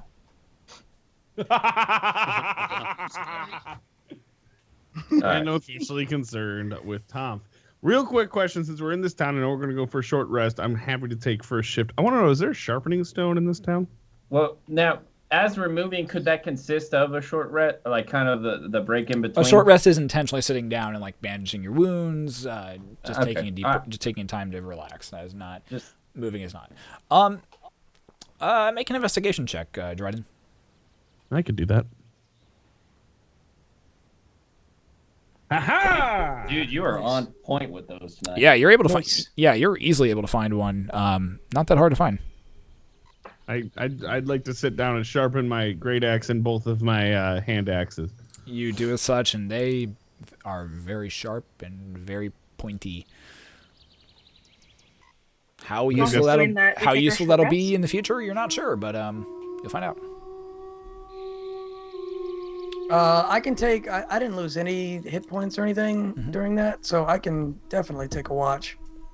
Awesome. Yeah. I'll sit with Brontor. Okay. And in the meantime, So you take to distract myself. So you all take a short rest. At this point, if you want to roll hit dice, you are more than welcome to. You have, I believe, hit dice are the amount of whatever your level is. So you should have. It's whatever your main dice is that you roll for hit points. Times your level. So it's like however many of those you have. You have 2 of those to spend for the day. I don't know how to do that. So you have hit dice is like a D8. So I'll use mine real quick. Dryden's it's a D12, so he can roll 2 D12 during a short. He can roll up to 2 D12 during a short rest, for one day. So Dryden, if you want to roll a D12, you can roll that, and whatever that equals, you would get those hit points back. Oh wait, so I was only supposed to roll 1? Well, it's up to you. You can either roll 1 or 2 because it's whatever your level is. So you're at level 2, so you can roll up to 2 of them. Oh, okay. But then you're out of hit dice for the day. Yeah. So I can only, if I roll 1 now, I can roll 1 later. During another short rest, yeah. Yeah. Okay, let me roll 1 then. I didn't understand. I apologize. Yeah, no, I'll let you.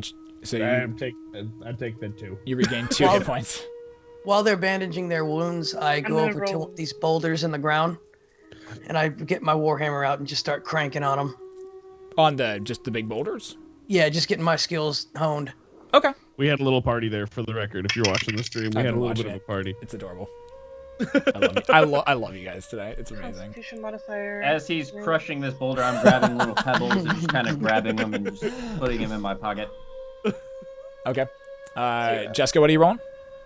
I'm just rolling one of my die, Okay. which is an 8, and I got a 3 with I don't have a Constitution modifier, so Right. I get a little bit back. You get a little Wait a bit minute, am I supposed to use a Constitution modifier on that? For me, I do. I don't know about you. Oh. It's under your class. Oh, mine's a Constitution, so I get plus the Hold Constitution on. Let me double check that on hit dice. That might just be for leveling. I think hit dice is just the dice. I think it's just the Yeah. dice, yeah. Okay. It's weird. Let me double check. Jessica over here confusing me. It says hit points at higher level. That's for getting new hit points. That's not So, for yeah. Oh, then what am I? So the one at the very top should just say hit dice, and that's what you're looking at. Okay, so 1d8 per cleric Yeah. level. Wait, so we So got to level 2 then. You guys did get to level Yeah. 2, yes. I Okay. just rolled 1 though, just in case. Okay. Page 12. Alright, my noob just showed there.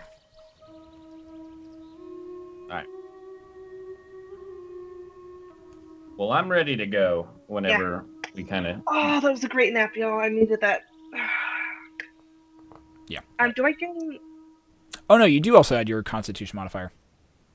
Aha! Well, it's 0, nice. so. I'm up to 20. Hell yeah! All right, cool. Nice guys. GG's. All right.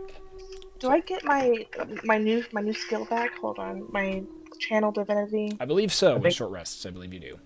Is it short or long? That's what I'm looking at. Yeah. And that's channel divinity. Yeah, finish short or long. Yep, Okay. so you get I get your my channel channel divinity. divinity. All right. Yeah. With wizards, they have to do long, I believe. Clerics. they All can do right. short rest. Oh, I feel so good after that. Let's go ahead and hit the road. I'm right. ready.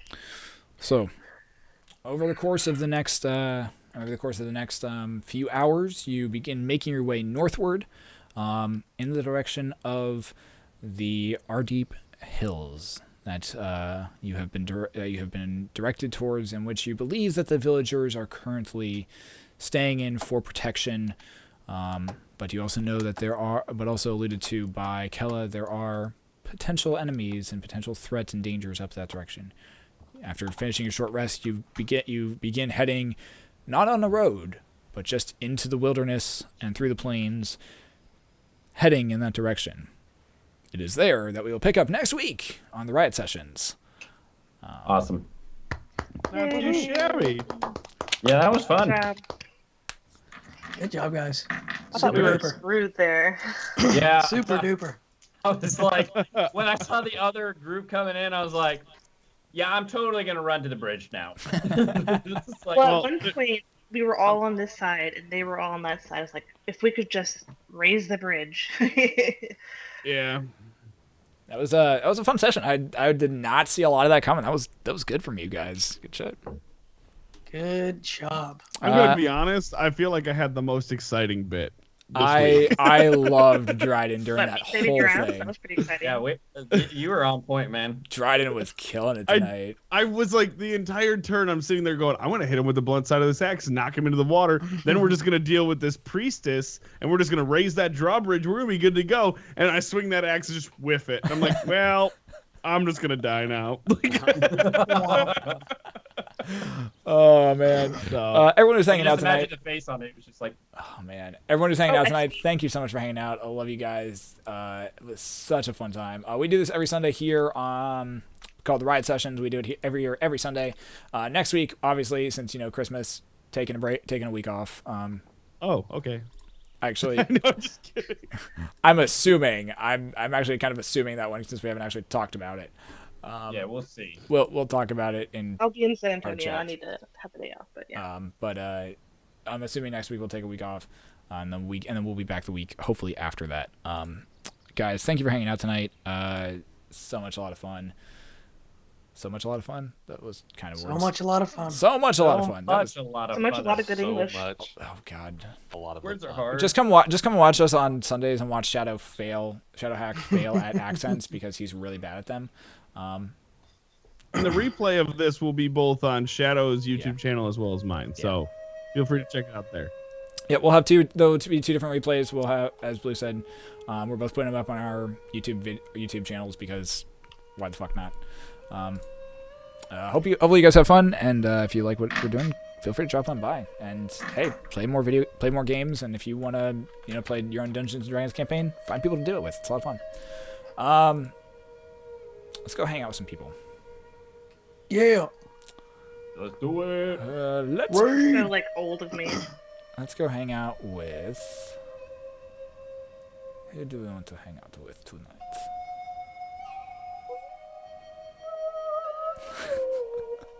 Pan flutes aplenty. Pan foods aplenty. Let's go hang out with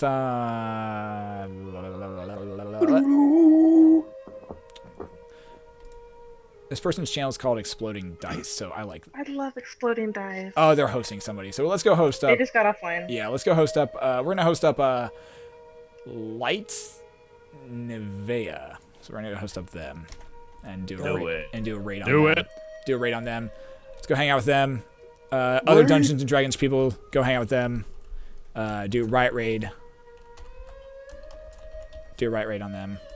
And we'll catch you guys 2 weeks from now.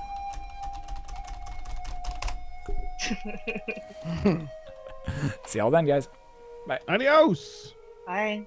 See ya.